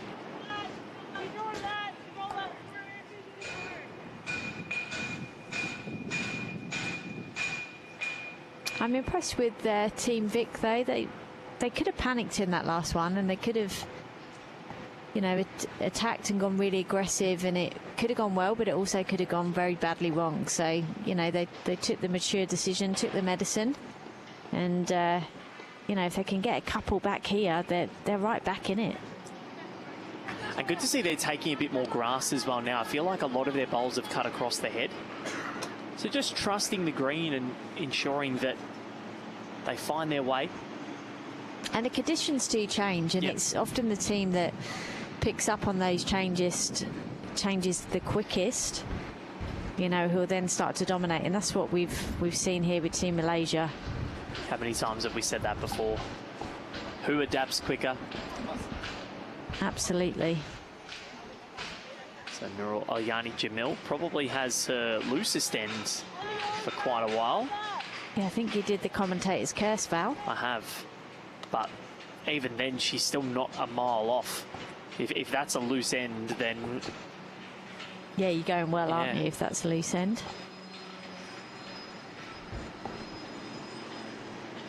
And it's such a pleasure to watch these Malaysians go about their business, and we've seen the pleasure of being there for Alina Nawawi's World Championship win with Nabila Tamizi back a few years ago on green 4 against Rebecca and Connie Rickson of Malta. They were sublime that day, and they've transitioned that into the Australian Open. Emma Feryana Saroji Siafika doesn't mind it. Finding its way in. Cut it down. That's a good bowl. Might still be 2. Still a look. Yep, still 2 according to the marker. Still a chance to feed off that bowl. Play a good weight. Olivia Slade would love to get one in the head here and give Emma something extra. Making its way down. Thereabouts. Yeah, it wasn't far away at all. The weight was good. But a multiple here, exactly what they need. Retallick, Devlin, Slade and Simmons.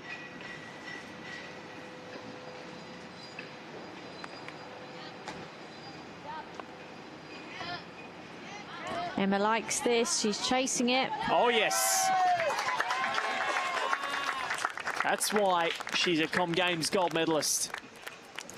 Perfectly played and executed. And you can see there the happiness on the Malaysian crowd. Team Malaysia out in force supporting their 4. The Some of the Malaysian men next to us here giving us a smile. They're excited, they're enjoying it. And now Olivia Slade has it all to do because Emma Feryana Soroji just did Emma Feryana Soroji things that we've seen her do time and time again. Beat South Africa in that 2018 women's pairs final here at Broadbeach in the Com Games with Ziti Zalina Ahmad. Yeah, one of Malaysia's all-time greats. One of the all-time greats, Els.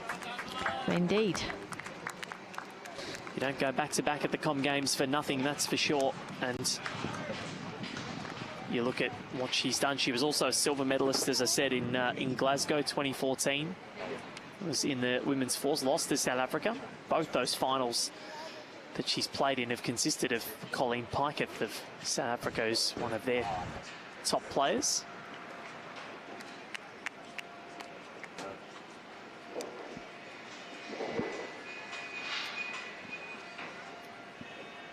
Good afternoon to everybody, whoever's watching around the world, or good morning to those in Malaysia that are watching on. That's next on my bucket list holiday for Tripadeal. Book your next bucket list holiday with Tripadeal.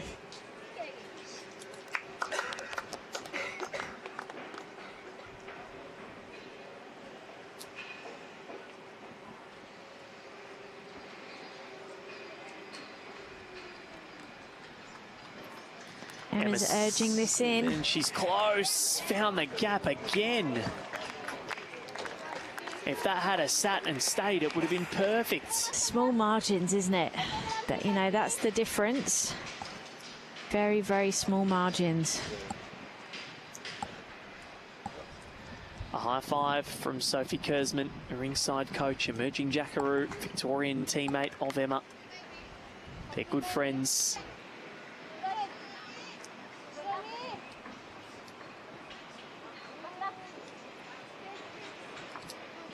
Here's the chance.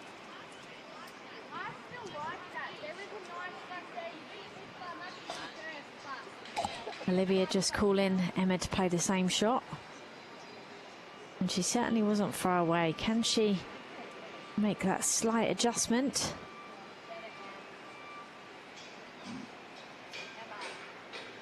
We're calling it to hurry. She's close. Has it stopped in time? It's fallen. And I think she might have made it. It's very, very close. What an effort, regardless of the outcome, what an effort. But this is a big moment here, 11-5 versus 10-6. And the measure, Emma waits with bated breath, watching from halfway down the rink or 3/4 of the way down. Has she secured the mat back for her team? Both of her bowls were fantastic. And yes, she has done it. Oh no, we're calling an umpire. Went very early. That 100% looked like it was... Did well, the umpire will come on and the umpire's decision will be final.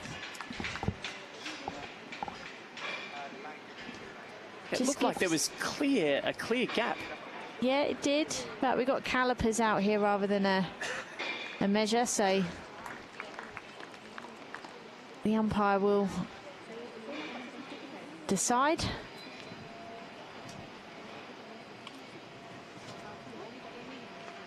And a little bit of breathing space and time for Team Victoria to think about what they want to do with this mat and jack length.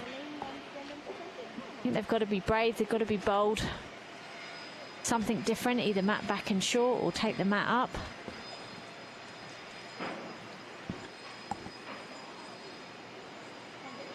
Yeah, it's one to Team Victoria by the looks of the Has to be. Camera angle there. It is. So our reaction was slightly early, but still correct. And then 2-2-2-2 to go from 4 0 down to 10-5 up. Now 10-6. Victorians, as long as you're within 8. Obviously, they are mightily difficult to get. I don't think I've ever seen it on a live stream or a coverage before, but it does happen. Okay, they go mat back and they go minimum. I think this is a good call. Yep. Got to change something up. The Malaysians have found the centre of the rink better in that middle kind of position. Probably gone a little bit further than they wanted, but Gracie probably a little bit worried about losing the jack. She's not cast it for a bit, so you can understand that, but it's still something different. The chance here to take control back.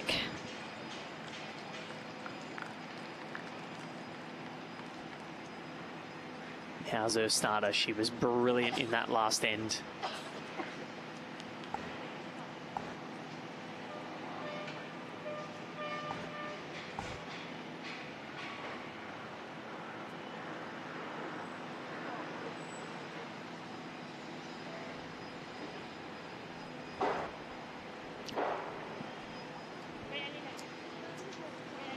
Another good opening bowl. Well played for her by Alina.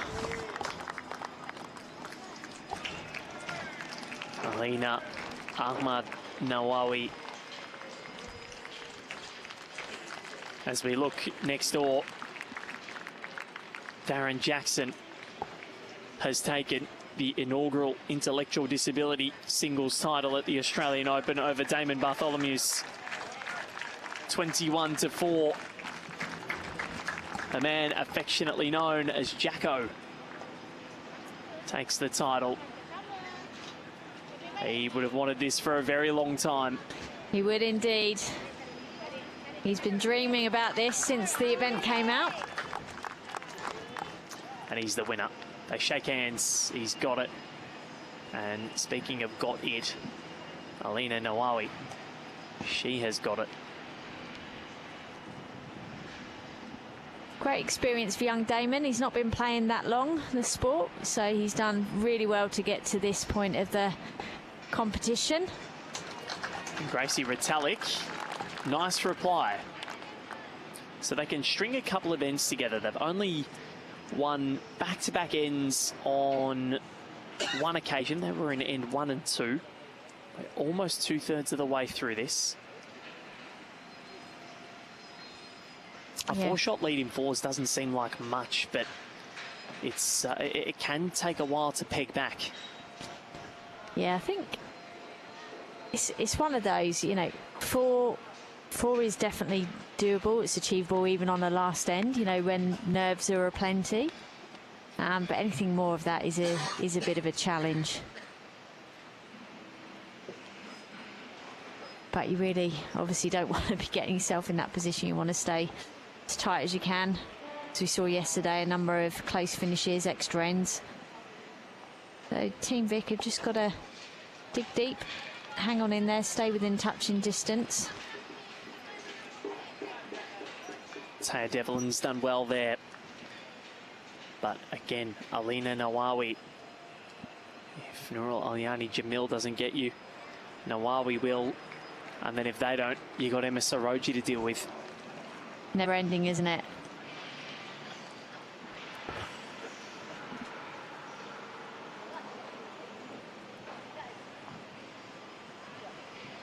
Pole just slipping under the head. Emma's, yeah, calling just to stay in there on that forehand side.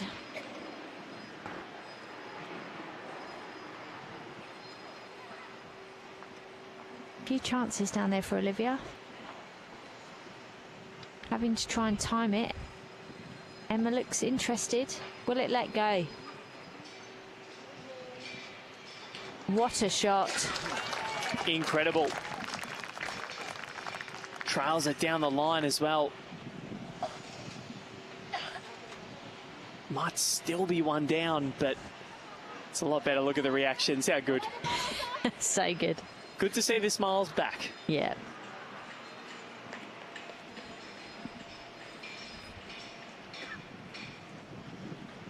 Oh, just needed that jack solid. So close to being perfect. They've had a few of those, Team Vic. They've been in the area, just not got them full.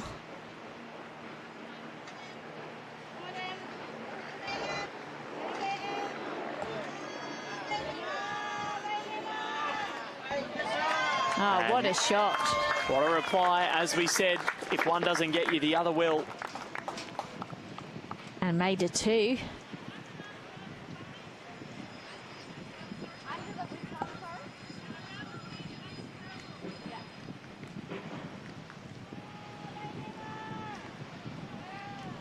And you see the replay there, down to perfection, and the piece of the jack.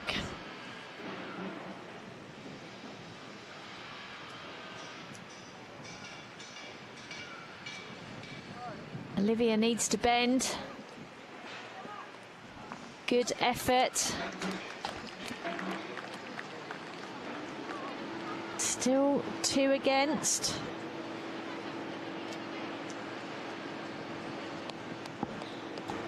They've only scored in 2s, the Malaysians, which is an interesting pattern. Yeah, second shot is so important, regardless of whether you're up or not. It's really important because it protects if you're down, but helps the score mount up if you're up. It's an incredibly important role to play in this game, particularly in 4s. Emma just studying ahead. Obviously, she'll be going first delivery this time. She has got the best back.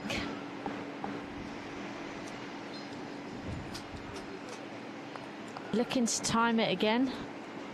Just on that backhand side, got to beat the short bowl.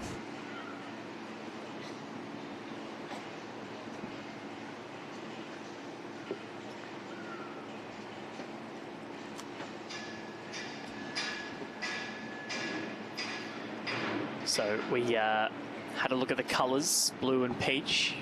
Peach has taken a lead. Darren Jackson getting the win. The 2-1. Yes. Emma needs to bend. It's coming.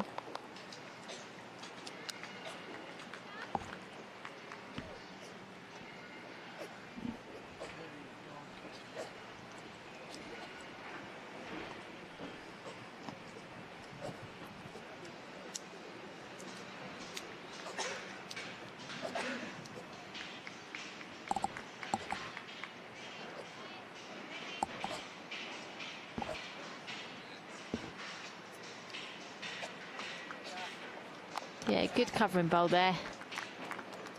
Covers any potential danger. I think that short bowl stops Emma being really aggressive down that backhand side.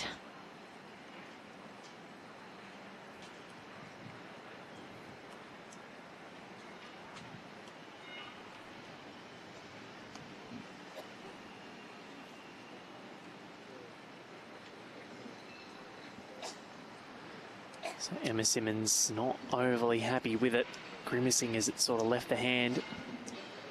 Turns her back because she knows it's probably not going to get down. It's a big chance for the Malaysians to break the game open.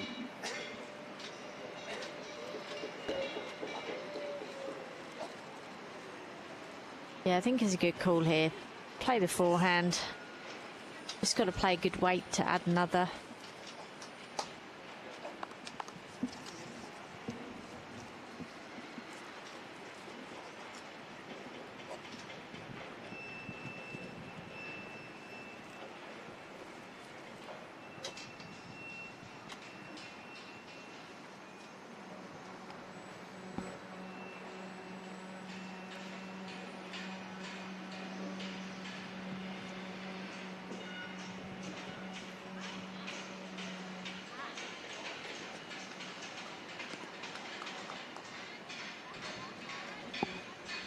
On its way down. And that is, well, as we've come to know and expect from the Malaysians, they score in guess what else? It's a 2. That's 6 of them. And their lead is now that margin. 6-12 after 10 ends played. Of course, it's 15 ends that we play in this Australian Open Fours final. Currently advantage Team Malaysia, playing very well. Dominated from about the 4th end onwards, really started to hit their stride. Team Vic battled back with a single on end 9. The Malaysians have just really dug in to consolidate that lead even further.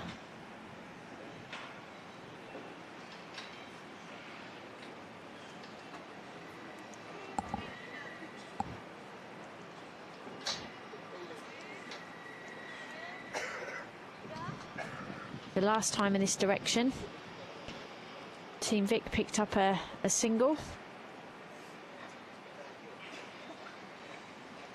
Really need to score again if they can in this direction. But I don't think it's about scoring now. I think it's about getting a multiple.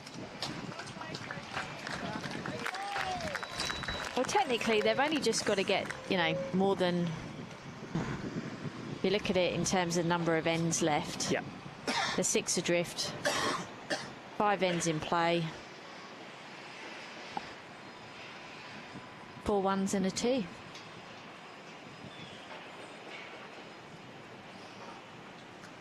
They've just been so consistent, and this is probably the furthest that Alina has been away from the jack, which is quite incredible. Yeah, chance here for Gracie to back this up.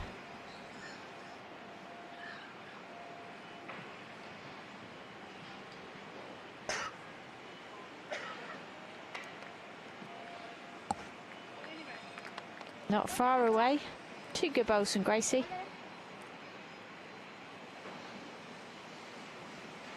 Of course, after this, Els, we have, and that's probably subject to the time of the men's pairs, but Corey Wedlock, Nathan Black, J-By Norris and Aaron Tees. They're taking on Tyler Pettigrew, Jacob Aiken, Harvey McAllister and Hayden Oster. It's the men's fours final, scheduled for 3 p.m.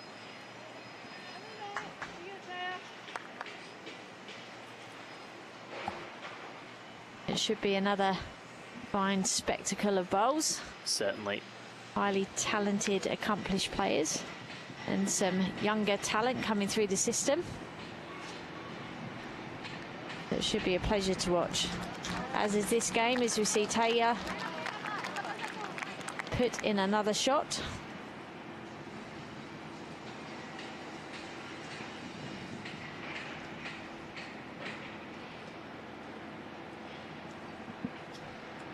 Well, it's 3, but the lady on screen, Aliani Jamil, has been incredible.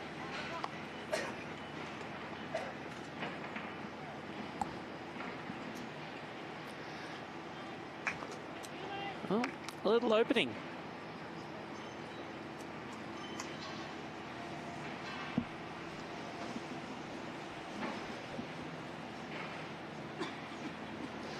This is huge for Taya Devlin.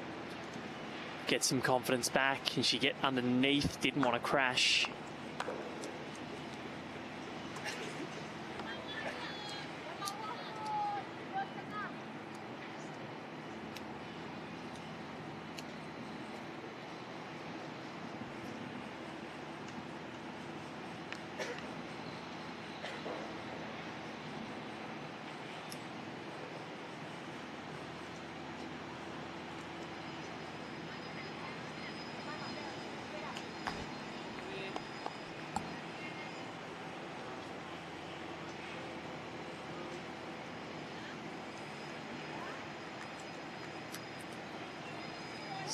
Still a 3 to Team Emma Simmons. Well, after 12 ends in the men's pairs, if you are watching this, Glenn Clinkett and J-By Norris 9, Corey Wedlock and Gary Kelly 13s. The defending champions look like they could be on the way to back-to-back titles. And Olivia Slade does very nicely. That's a great bowl, navigated those front bowls very well.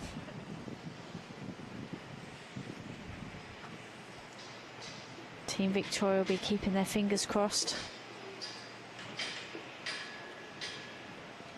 Emma played a bomb in this direction last time. Can she do it again? She's close. Emma for Yana Soroji. Bit of jack. No, slips through. So there's her end done. She has cut out the fourth.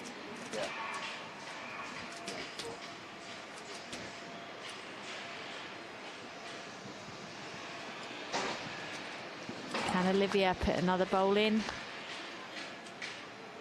Put the pressure on. Emma doesn't mind it. Yes, she can. It Well is four. played. Well played to Olivia Slade, Lilydale Club. And in Melbourne's northeast. So, It's the last line on the last station on the train line. is it really? Or the metro line, anyways. Out towards Healesville. It's a beautiful part of the world. Healesville was just up there a few weeks ago. Lilydale has a lot of good wineries out there.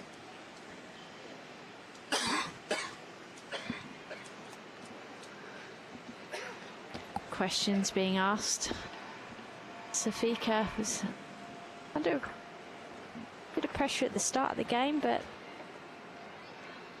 I'm trying not to certainly laugh. been in That is a good hilarious. position the last few ends.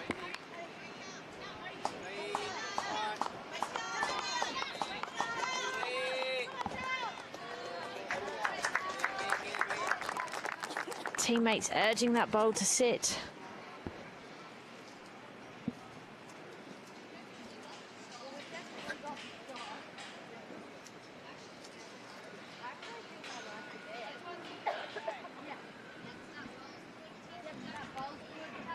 Yeah, if it's a good call there from Olivia. If Emma can just get to the yellow bowl and it flops out, brings them back into a few. At the moment, Olivia thinks they're only holding the one.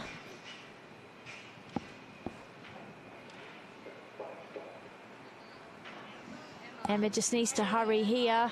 She has got it. Emma Well Simmons. So what are they holding? That's the question. 2 and a measure, according to the marker. I'll tell you what, if Safika can't do much with this bowl, there is a genuine chance for Emma to possibly even sit it away and make a few, if she can get to it. Well, just on the way that last bowl bent, you'd say it's highly possible. How's this from Safika? That isn't going to affect the count. So there is a genuine chance here for Emma Simmons to make a humongous total. They've got 5 in the head. All right, Olivia has said that she thinks it's 3. Even just a turn on the jack brings the others in if she can get back that far, but... So there's a chance for a 5 or a 6, Ellen Faulkner. This is huge, Val. This is huge. And we know that Emma doesn't shy away from playing the big bowls at the right time. She did this last night. Sophie Kurzman watches on.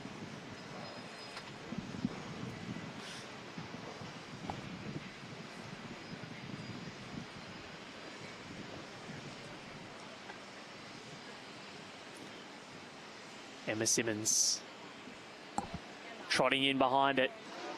They don't mind it. What has she got? Emma She Simmons. likes it. A little touch on the jack, maybe. She can't believe it. What an effort. It was so close, but still a huge end. She was ever so close to making that probably, well, it's still 4. Is it anything more than that? Is it still, is it a 5? They're going to measure for the 5th, so it's at least a 4 to the Australians. Any touch on that jack for Emma Simmons meant that was in. Have a look at this. Just didn't want to turn and nudge the jack on the fall. So close. What a bowl. And it is a 4.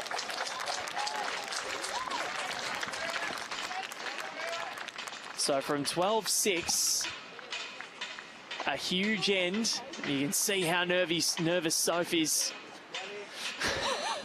That is brilliant.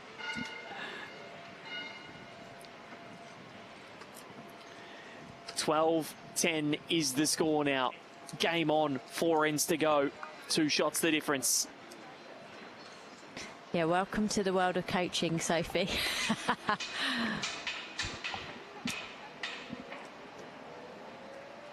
Well, the girls are giving themselves a fighting chance.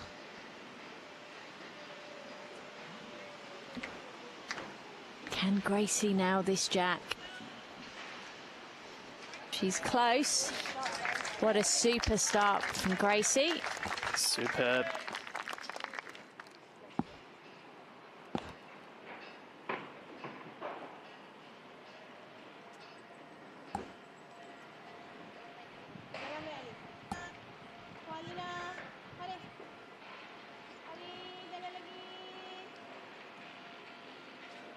Yeah, very good reply from Alina. Just pulling up a little bit short. Emma's changing Gracie over to the other side of the rink.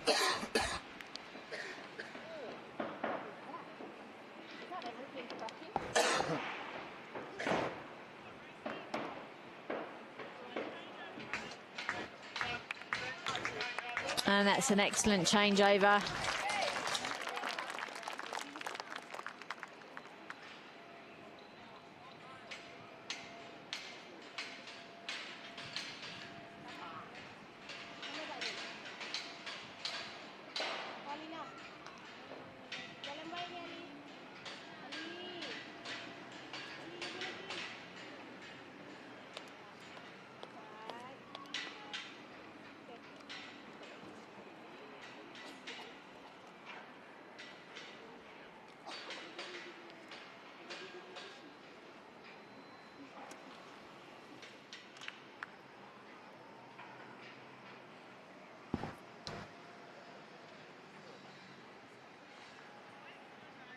Oh, Taya just making it through the gap there. Does open up an opportunity on the backhand.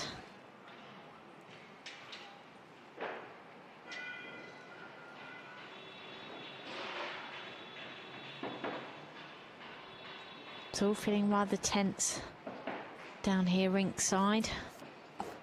Getting to the business end of this match. Only 15 ends to be played. Only 2 in it. And the young Victorians are fighting back, but Team Malaysia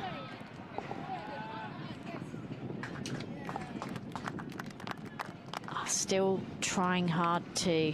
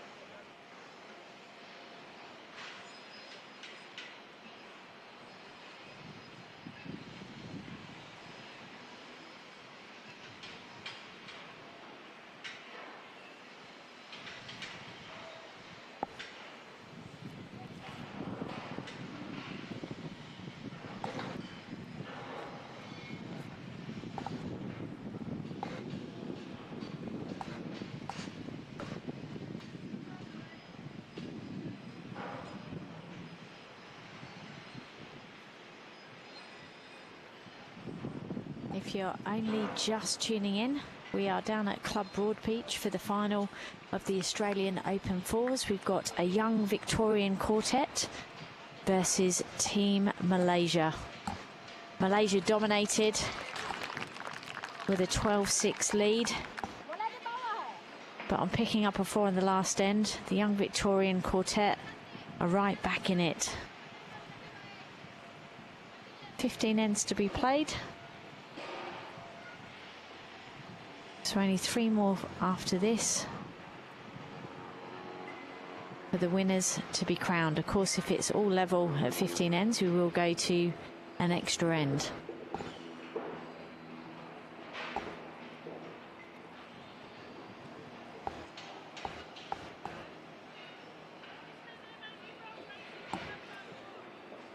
Still chances for Team Victoria.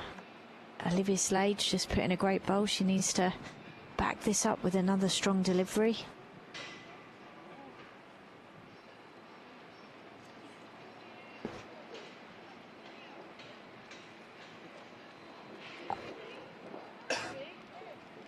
And she has indeed. Could be 3. Very close.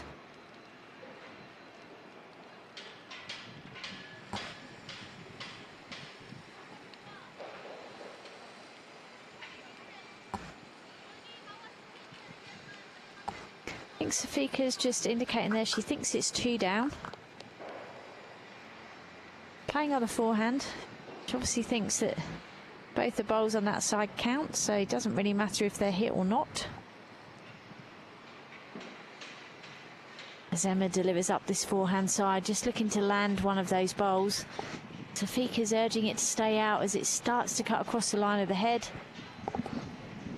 She just misses there, glancing off the orange bowl. Very hard to tell, Val, how many it is. Head's just changed slightly there. I think 1 to Team Simmons. I just stepped off mic very quickly and saw Sophie Kurzman on my way through, and I said, they just showed you on camera rocking back and forth, and she goes, yep, because I'm bloody nervous as hell. So she said, welcome to the, and I told her what you said, welcome to the world of coaching. You do the whole roller coaster of emotions, but you try not to show it. You can't help it. You're invested, you're connected. It shows that you care. Yeah, you want people to do well. Emma Simmons looking to continue this momentum. They took a 4 on the last end. She's taken pretty good grass here. Can she get to the Malaysian bowl? It's very close. Oh no. Has she knocked that in for shot? I don't think so. I think she's still got the one. She's actually given herself a chance to play it out under the bowl now. Yep. She can actually see it. If she's brave enough. I think she's brave enough.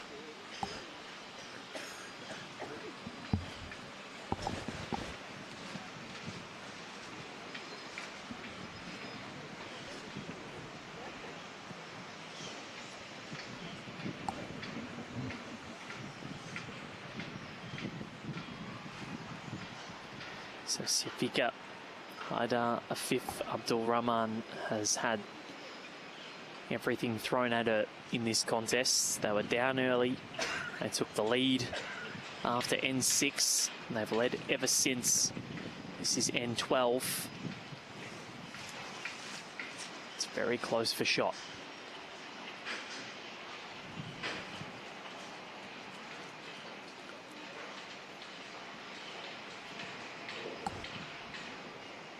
Metronomic delivery of Safika.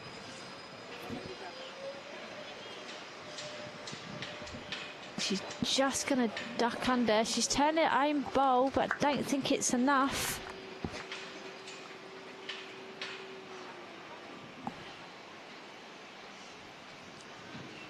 Makes that gap tighter there for Emma on the backhand, but it's still possible.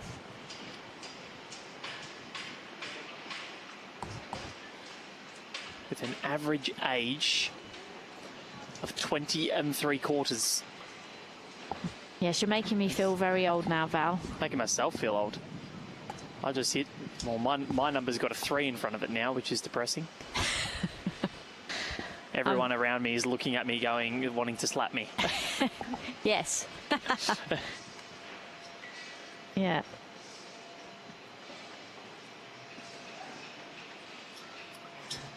So this young Victorian from Moama plays with Cass Millerick, who's in the women's singles final later today against Jamie Lee Warsnop-Cass, and her partner Kevi were giving some instructions and encouragement before.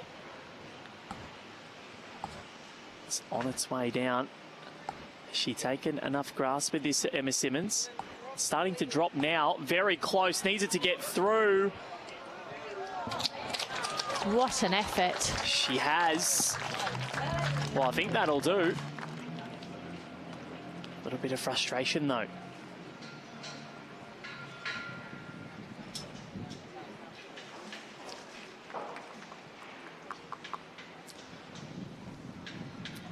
Talk us through the shot selection here, else if you're Siafika, what are you playing and what are you doing? She's just going to play the same again. She's just going to try and turn her bowl into the head on that forehand side, get off the orange bowl, she'll get back in between the two.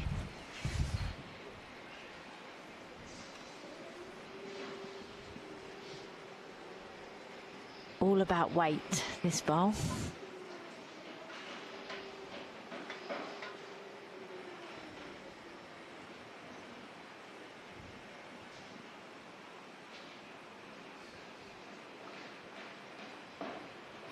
Oh, there it is.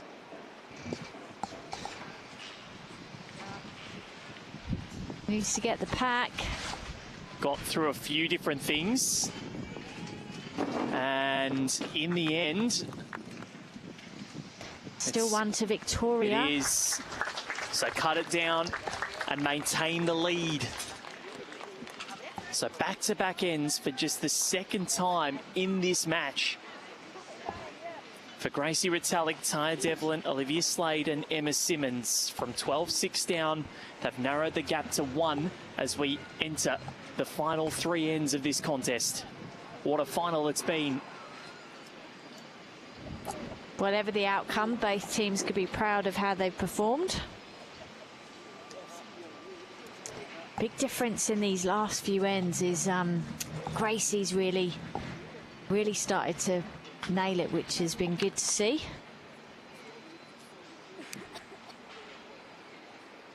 And Taya's then backed her up.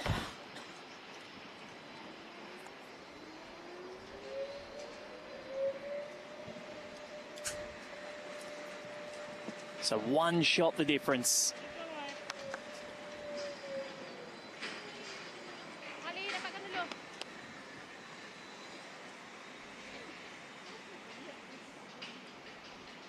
The men's pairs, well, that is edging ever closer. They're on end 15. Corey Wedlock and Gary Kelly holding a 2, but they only lead it by 2 shots with 4 ends to complete.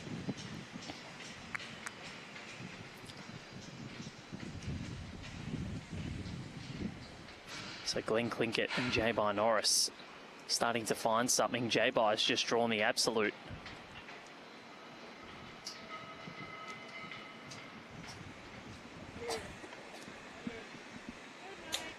Nicely done from Gracie Retallick.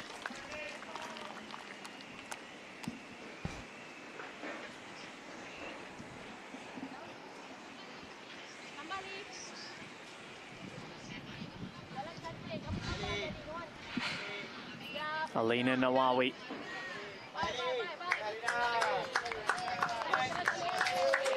Fantastic. That is a great shot. When your team's dropped the last couple of ends, that's exactly what you're looking for. It's a massive gust of wind just comes through our marquee. There is. I think the green's fairly well protected with the signage that we've got around, which is good.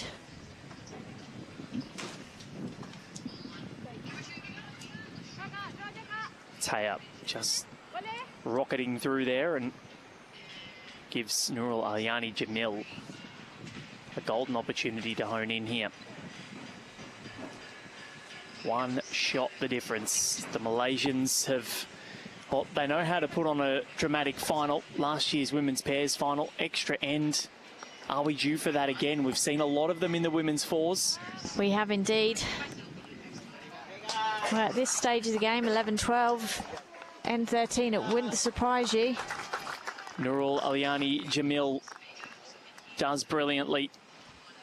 Remember, we'll hear from the 4 winners, whoever they may be, after this contest. At the moment, Malaysia holding sway. They've led since the conclusion of N6. And short bowls are not going to be the friend of Olivia Slade and Emma Simmons at the back end.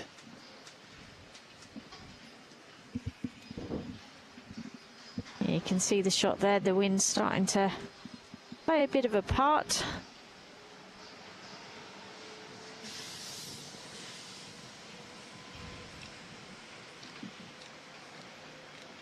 So big questions being asked of Olivia. So she's enjoying a chat in the background there. Not fazed by what's ahead of her. Good second shot would be ideal here for a start. Just get one in the head, thereabouts, give something to work with. Key is not to chase it. That's the key.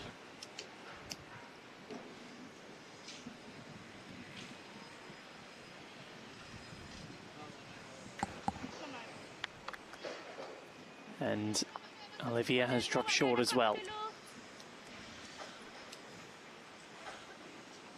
Multiple here for Malaysia. Could certainly hurt, but the good thing is there's still plenty of room to make the correction. Look at the concentration on Emma Firyana Soroji.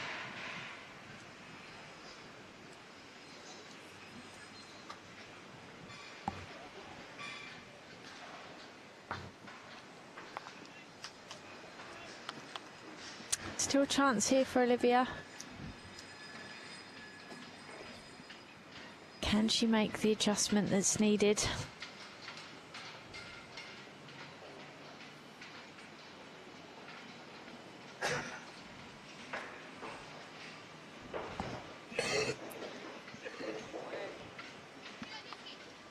So, nervy end from the Victorians. The Malaysians have a really big chance now They do. put this one to bed. They do indeed. But Emma will still have a say from Victoria.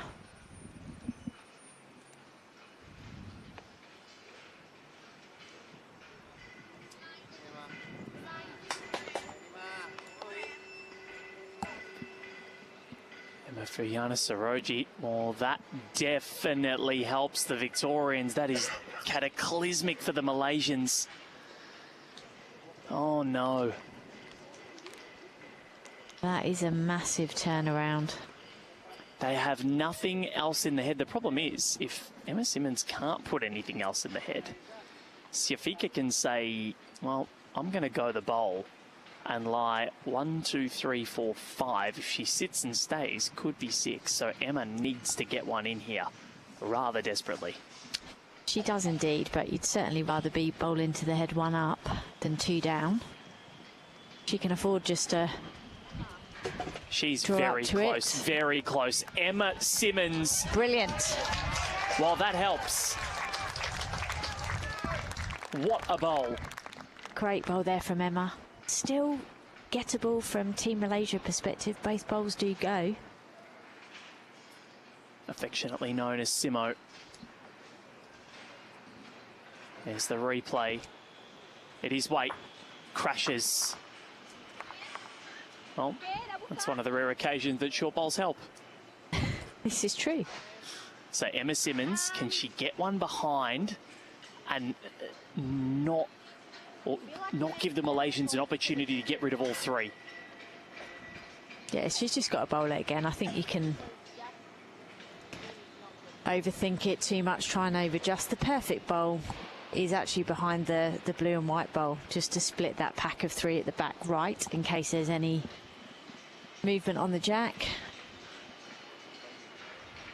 They're okay if the jack goes out. They've got the tee. Somehow, with how this end commenced, they are holding 2. And Yeah. sometimes luck can go your way. It's devastation for the Malaysians with Emma pumping up one of the lead bowls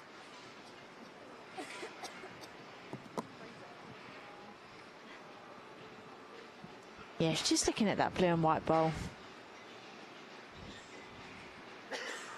Anything down there will be good. Yeah, she's on a higher line here, Val.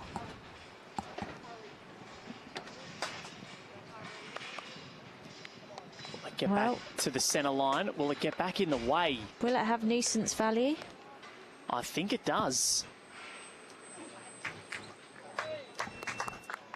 So it's hard to tell from this angle. I don't think there's anything up the backhand from Malaysia unless they can see the jack. The jack through works. Oh, yeah, they can. There we go. Thank you. Yep. I'd be launching this up the backhand. You've even got the cannon of the orange onto the other two. Perfect result is jack in the ditch. This is one of those key moments in the game. To put the match to bed, they're lying behind, but they could almost win it now with this bowl. Siafika, Haidar, Afif, Abdul Rahman. It's on its way. It's crashed. And it hasn't gotten there. And the Victorians are in front. They can breathe a sigh of relief. Somehow they got away with one there. They did indeed. Sometimes it goes in your favour.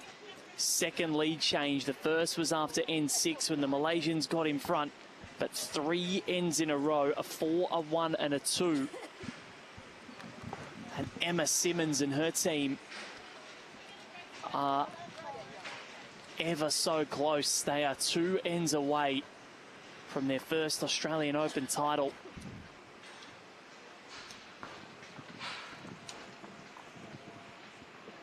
Even a 1 here is huge for Team Victoria.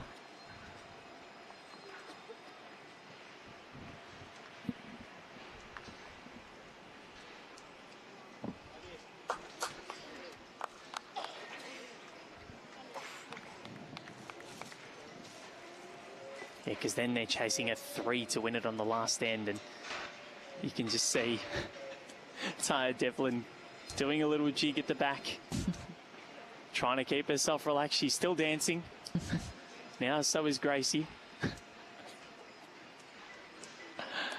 Oh, youth is infectious, isn't it? It is indeed.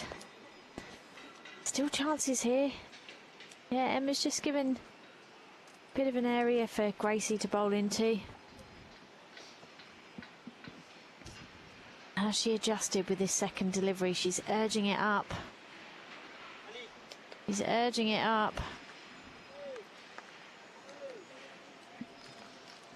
Oh, it stayed on.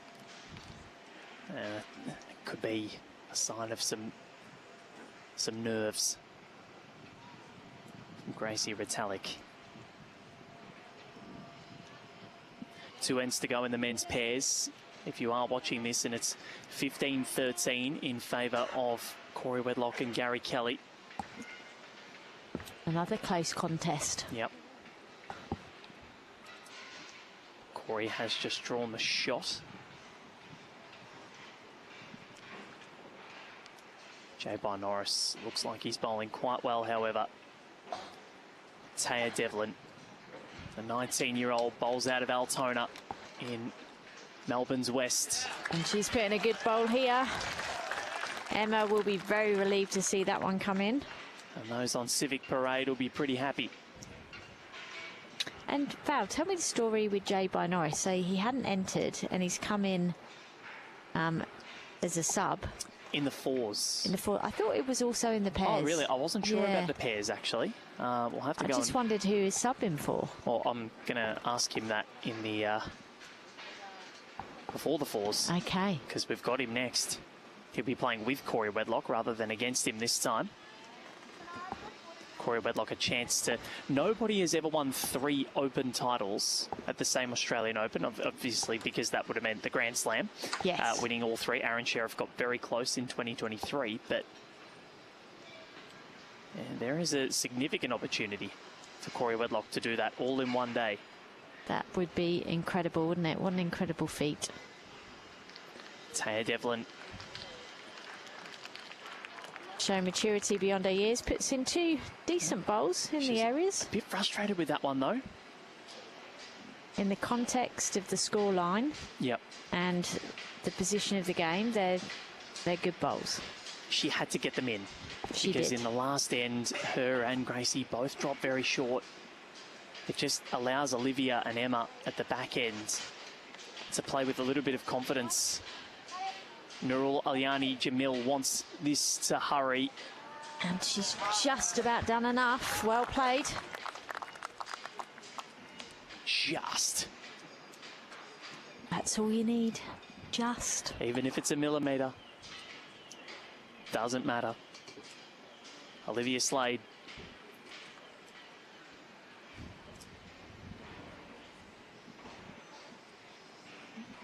It's on a decent track from Olivia Slade. And she's done it. Oh, that's Emma a great bowl. with a big thumbs up. And now to the other Emma.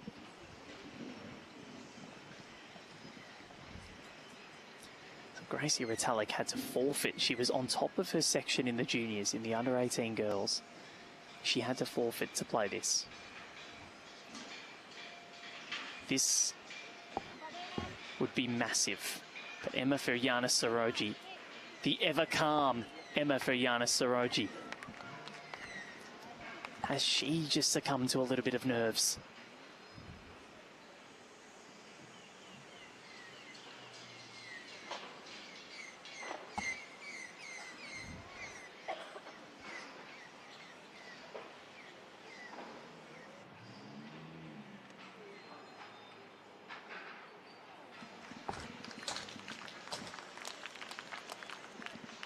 Well, now, would you say that's 2 L's or still just the 1?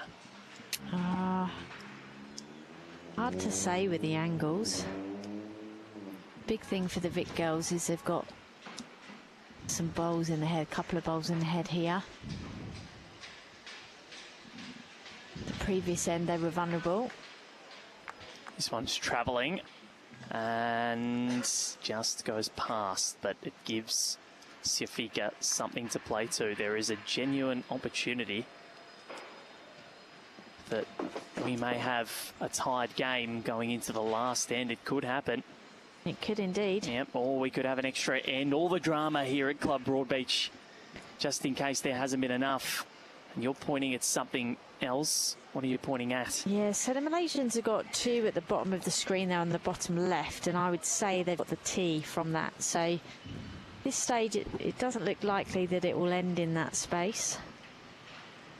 I think Emma's just got to get another good one in the head.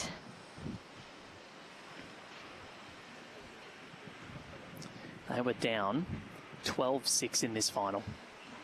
But they didn't hit the panic button. That's No. what I was impressed about. There was a head where they could have gone really aggressive, but they didn't.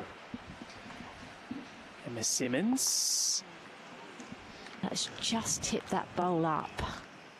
I don't think it's made any... Oh, it has slid it up a little bit. Yeah, I don't think it's made any difference.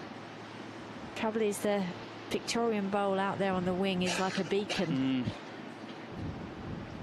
Sending signs saying, just hit me, hit me. That's why Emma needs to get another one in here. Yep. But she's going to have to wait, see what Safika does. What a game this has been. Oh, it's been a fantastic contest, isn't it? 2 teams giving it everything.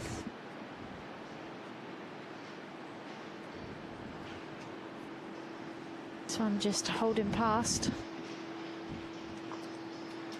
Let's crash and go back. Or does that change her mind about maybe playing with some weight L's? Well, Vic have got the T now.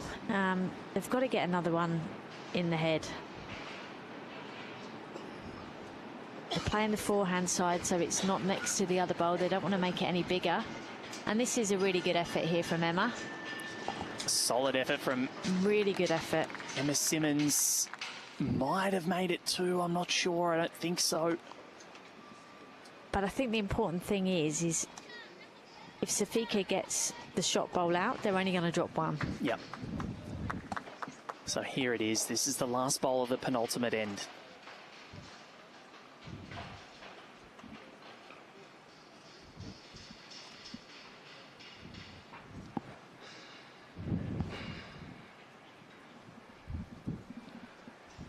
He's looking for the jack. Any jack movement here is massive for Team Malaysia. They don't mind it. They're calling it. She's very, very close. What Got a it shot. to the side. Is it staying in rink? This is crucial if it stays in rink. I think it has. But they've made a pretty decent collect. What a shot. 2 taken out, which means they regain the lead. Is it anything more than that?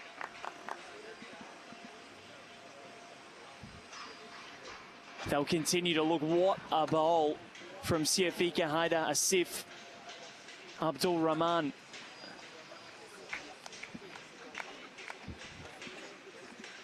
That was brilliantly executed. It didn't look possible from the angle that we were looking at here to get it all the way back there, but she executed it brilliantly. They knew it as soon as it left her hand. Look at the jubilation.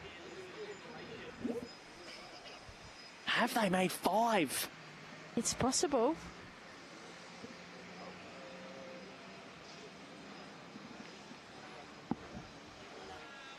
They have. Wow, what a turnaround. They just surrendered the lead at the end before. And come at the moment. Come at the champion. Siafika Haidar Asif Abdul Rahman. 17-13, now a 4 is what they need to send it to an extra end, the Victorians. That, sometimes you've just got to sit back and say, well played. That was a great bowl. And there he is, he's the coach, he's relieved, very relieved. What an insanely good shot. Oh, that was shot of the match without a shadow of a doubt. But it's still not over. There's still chances. There's Coach Soph. I was asking ages of the team last night, and she said after all the ages of the team, she goes, and Coach is 23. Is Sophie 23? Yeah. Wow. So now they need a 5 to win it, a 4 to send it to an extra end.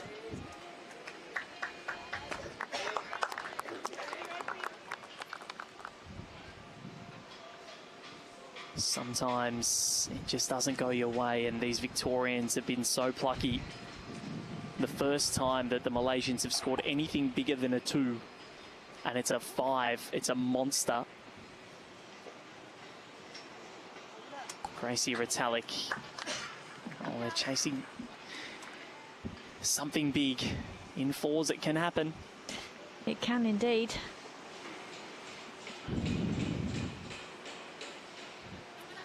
That was an incredibly difficult shot to play, and she executed it brilliantly. She had to have that fiddly weight as well. Couldn't go too hard, couldn't go too soft. Oh, that short bowl from Alina.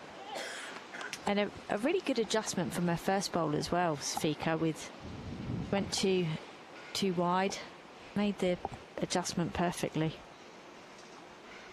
That could be the match winner of this Australian Open 4s final. Gracie has got one of the 4 that's needed to force an extra end. So 5 will win it. As she said, 4 will go to an extra end.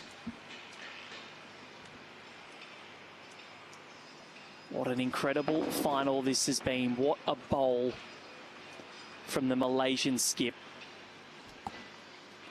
She wasn't listed as the skip. They've had a team change, and it might be the one that gives them an Australian Open title. Could be a stroke of genius. Nurul Aliani Jamil has been phenomenal.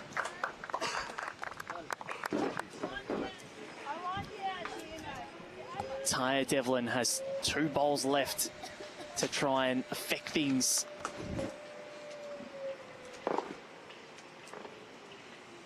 Emma Simmons has played some bombs today as well.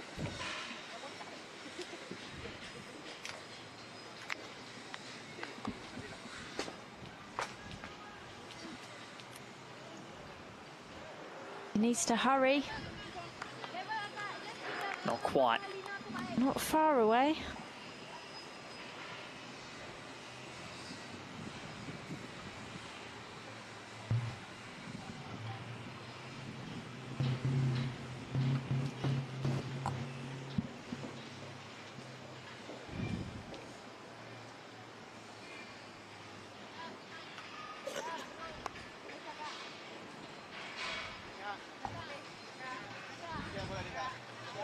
Nurul Alyani Jamil. Her final bowl of the allotted 15 is a glorious one. She's played incredibly well. She's been really consistent throughout. Well, she set up that 12-6 lead. Chance here for Taya. Well, she goes past. Well, that's okay. Emma Firyana Saroji endured heartbreak last year in the women's pairs with Nurul Alyani Jamil. But these two might just make it to the top step of the podium in a few minutes' time.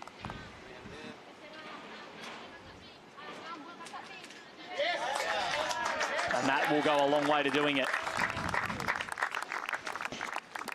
Well, although it actually gives the Vic crew, by the looks of this, 3 seconds, I think. It might just. That Jack has gone, yeah, towards the front two bowls.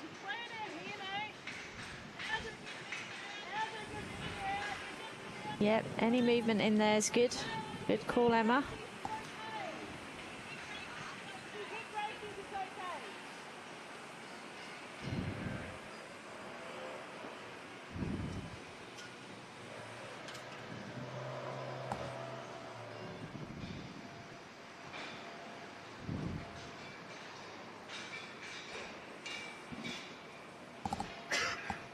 So Olivia Slade has put that back. Needs to stay. And it doesn't. Well, that isn't ideal. So every second that ticks by, it looks more and more like it's going to go the way of the 4 Malaysians. They've come down here. They've wanted to conquer. And Emma Firyana Saroji puts another one in. That's a great bowl. She won a Com Games gold medal on the next green over. And her Australian Open title quest might also end on one of the front 3 greens at Club Broadbeach. There she is.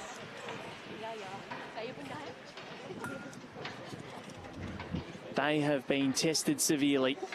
And now it's going to be up to Emma Simmons to try and score a 4 to send it to an extra end, or a 5 to win it.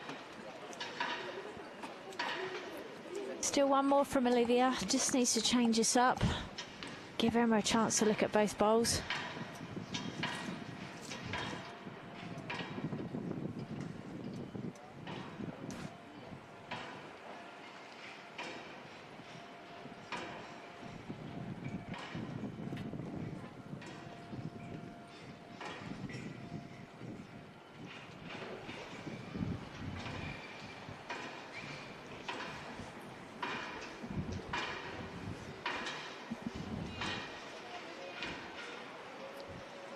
Olivia Slade.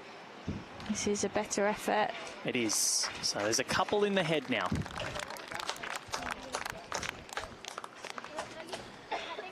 As we head to the crossover, Corey Wedlock and Gary Kelly, they are back-to-back men's pairs champions, defeating Glenn Clinkett and Jay-By Norris. So that's another title for Corey. 3rd at the AO. Gary Kelly has now won his 4th. Corey's still got 2 finals to come. Men's 4's up here next. And then the mixed pairs tonight. He's going to have a very busy day. He is indeed. I hope he packed light. Well, that's what you play for, isn't it? To be busy.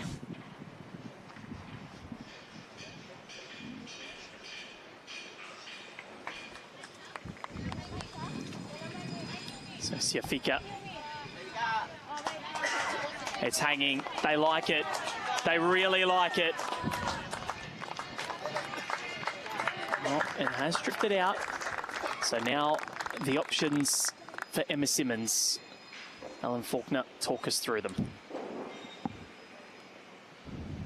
Not gonna lie, it's not looking great. Well, it was Emma Fuyana Soroji's bowls that are just in the most horrendous of positions for them.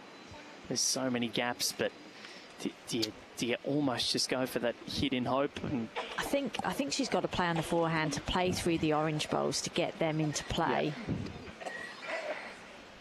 And hope that she can spring the jack over to the right hand side of the screen. It's got to start with that. There's nothing on the other hand. Haven't got anything behind apart from one. They're searching for four. It's got to be those orange bowls in the front there on the left hand side that are going to be key here. Yeah, the only thing I was thinking of was, could you bowl with weight or enough weight and get both of Emma's out without disturbing the jack? But that's mightily difficult. That would probably create four.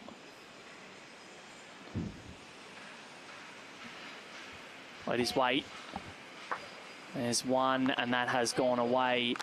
This is going to make it incredibly difficult for the Victorians. Yeah, just because that bowl's in front of the jack, I don't think there's any way that you can get both without getting jack movement. That's the problem for the Victorians.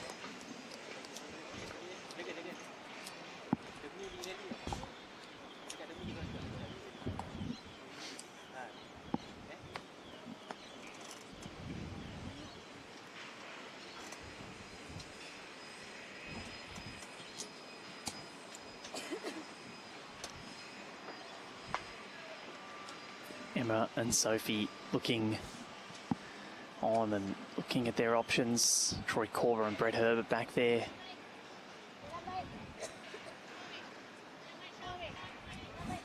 So can she make it almost impossible here, Siafika? Well, I think it's pretty good. Yeah, it's another good bowl in the area. Olivia, honest as ever. I think it's impossible, really.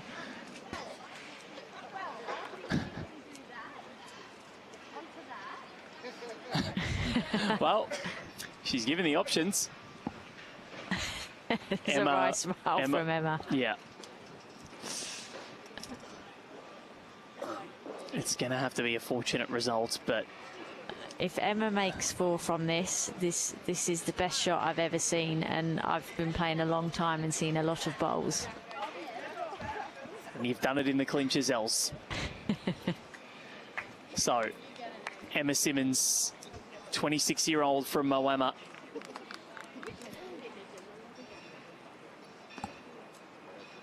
Runner-up in this discipline 2 years ago.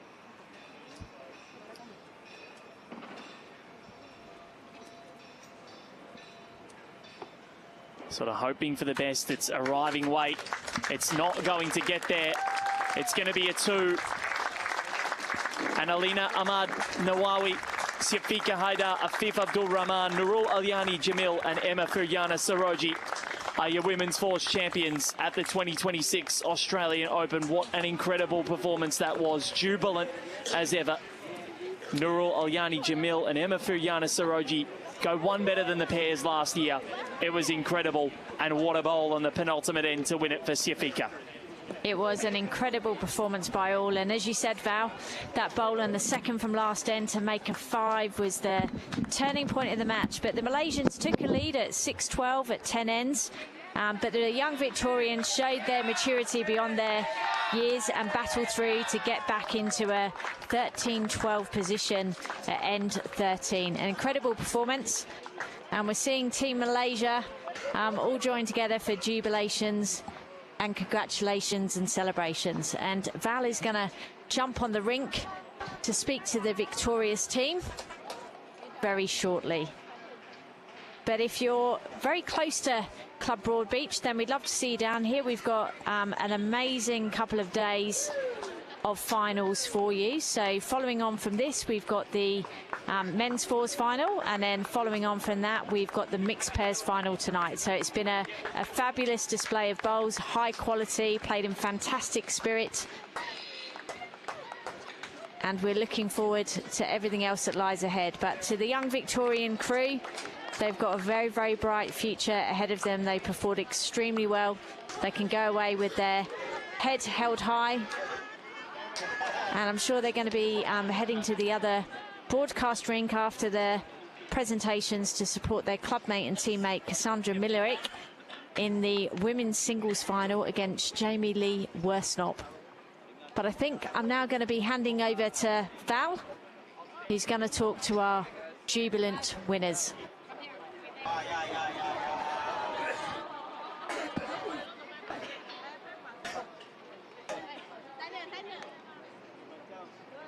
Thanks, Els. I'm here with the entire Malaysian quartet. We've got their whole team behind us here. They are jubilant. Look how happy everyone is. What a final it was.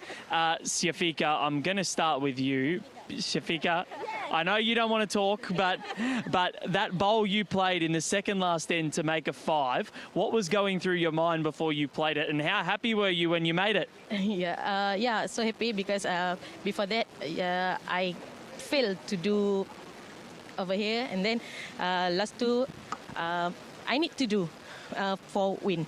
Yep. Fantastic. And Emma, runner-up in the pairs last year, and then you were brilliant as third today. You won your Commonwealth Games gold medal here at Broadbeach, and how ecstatic are you to win your first Australian Open title here as well? I am very proud of myself and my teammates. All the games we threw, up and down, but we make it fantastic, amazing games today, and I am really thankful for this. Thank you. Amazing. And Nurul Aliani Jamil, now you were with Emma last year. It was heartbreak, but now you're a winner at the Australian Open. What does this mean to you? I think it means that we prove that ourselves can become a champion, and I think, yeah, this time we made it. We bring it back home, yeah. You certainly did. It's coming home. And Alina Nawawi, well, you won a World Championships here a couple of years ago in 2023. How much do you love the Gold Coast? I think I really love this place because I have a nice memory in here. So yeah, I made it again. So thank you to my teammate, and I love Gold Coast. Oh, don't we all? Well, the Malaysian team, how wonderful were they? We'll take a quick break and get to the presentations very shortly. But it's Team Malaysia. They get the job done in the women's force.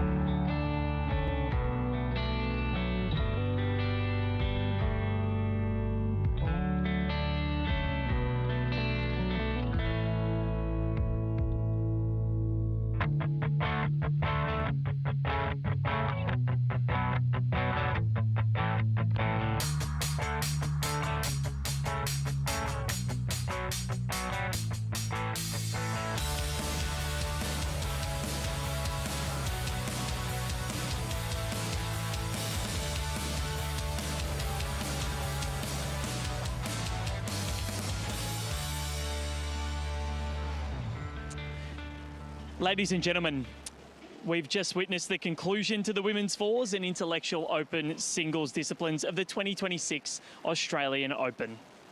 Of course, an event of this magnitude would simply not be possible without the generous support of our valued partners. So I would sincerely like to thank all of them for their support, including Tourism and Events Queensland and Experience Gold Coast, Australian Sports Commission and the Australian Institute of Sport, Commonwealth Games Australia, Tripadil, Keno Go, Audica, the Original Mattress Factory, Host Plus, Aero Bowls, BCIB, MacMax, Puma, our host venue for the finals, the Broadbeach Bowls Club, or Club Broadbeach, our broadcast partners 7plus, Fox Sports, KO and Sky Sport New Zealand. It's certainly a valiant effort to make it through to the final decider of any discipline at the world's biggest and most lucrative bowls event. So I would sincerely like to congratulate all finalists standing behind me.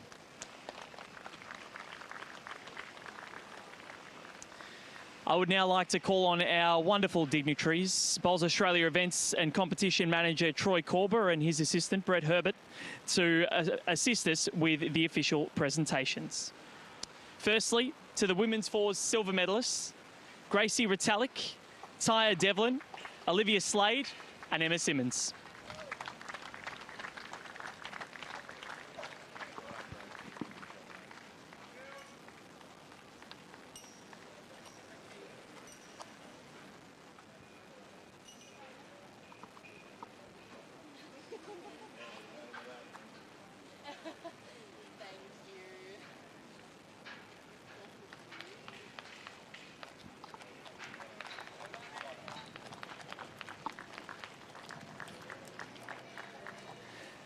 And now to the winner of the gold medal, Champions Trophy and prize check. Please congratulate the women's fours team of Alina Ahmad Nawawi, Nurul Aliani Jamil, Emma Firyana Saroji and Shafika Haidar Afif Abdul Ramlan.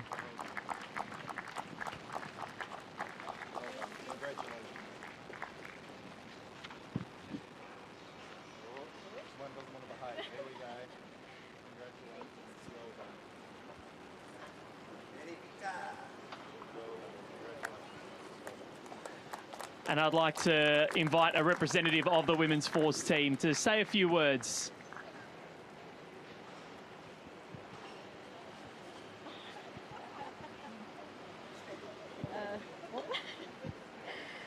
First of all, I would like to sincerely thank you to the organizers for putting together such an amazing tournament. Your hard work, dedication and warm hospitality have made this event a truly memorable experience for all of us. Thank you for the ladies, Emma. Thank you for the amazing game. And thank you to my teammates. And thank you for the Malaysia over there. And this is for us and Malaysia. Thank you. Fantastic. Congratulations to all of our fours finalists today. And now over to the intellectual open singles, and please congratulate silver medalist Damon Bartholomew's.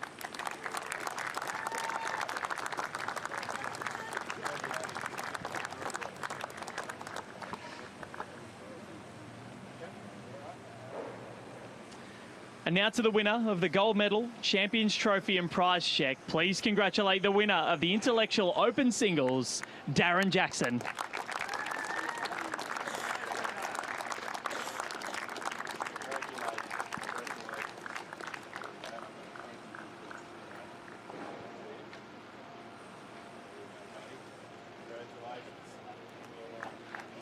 And I'll invite Darren to say a couple of words. Thanks, Val. Just thank Damo for a great game.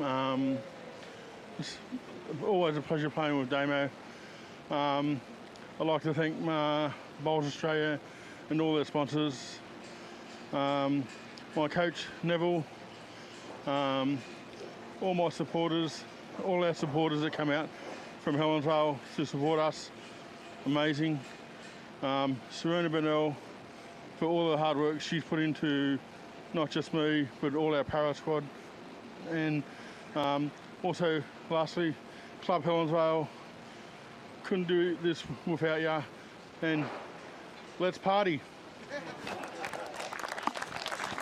Oh, it looks like the party's on for Jacko, so looking forward to seeing what he gets up to on the Gold Coast tonight. But thank you to all the players and spectators. I hope that you thoroughly enjoy the remainder of the Australian Open finals. There's still 4 more to go on this rink today, so plenty more still to come. And we'll catch you for the next presentation a little bit later on in the afternoon.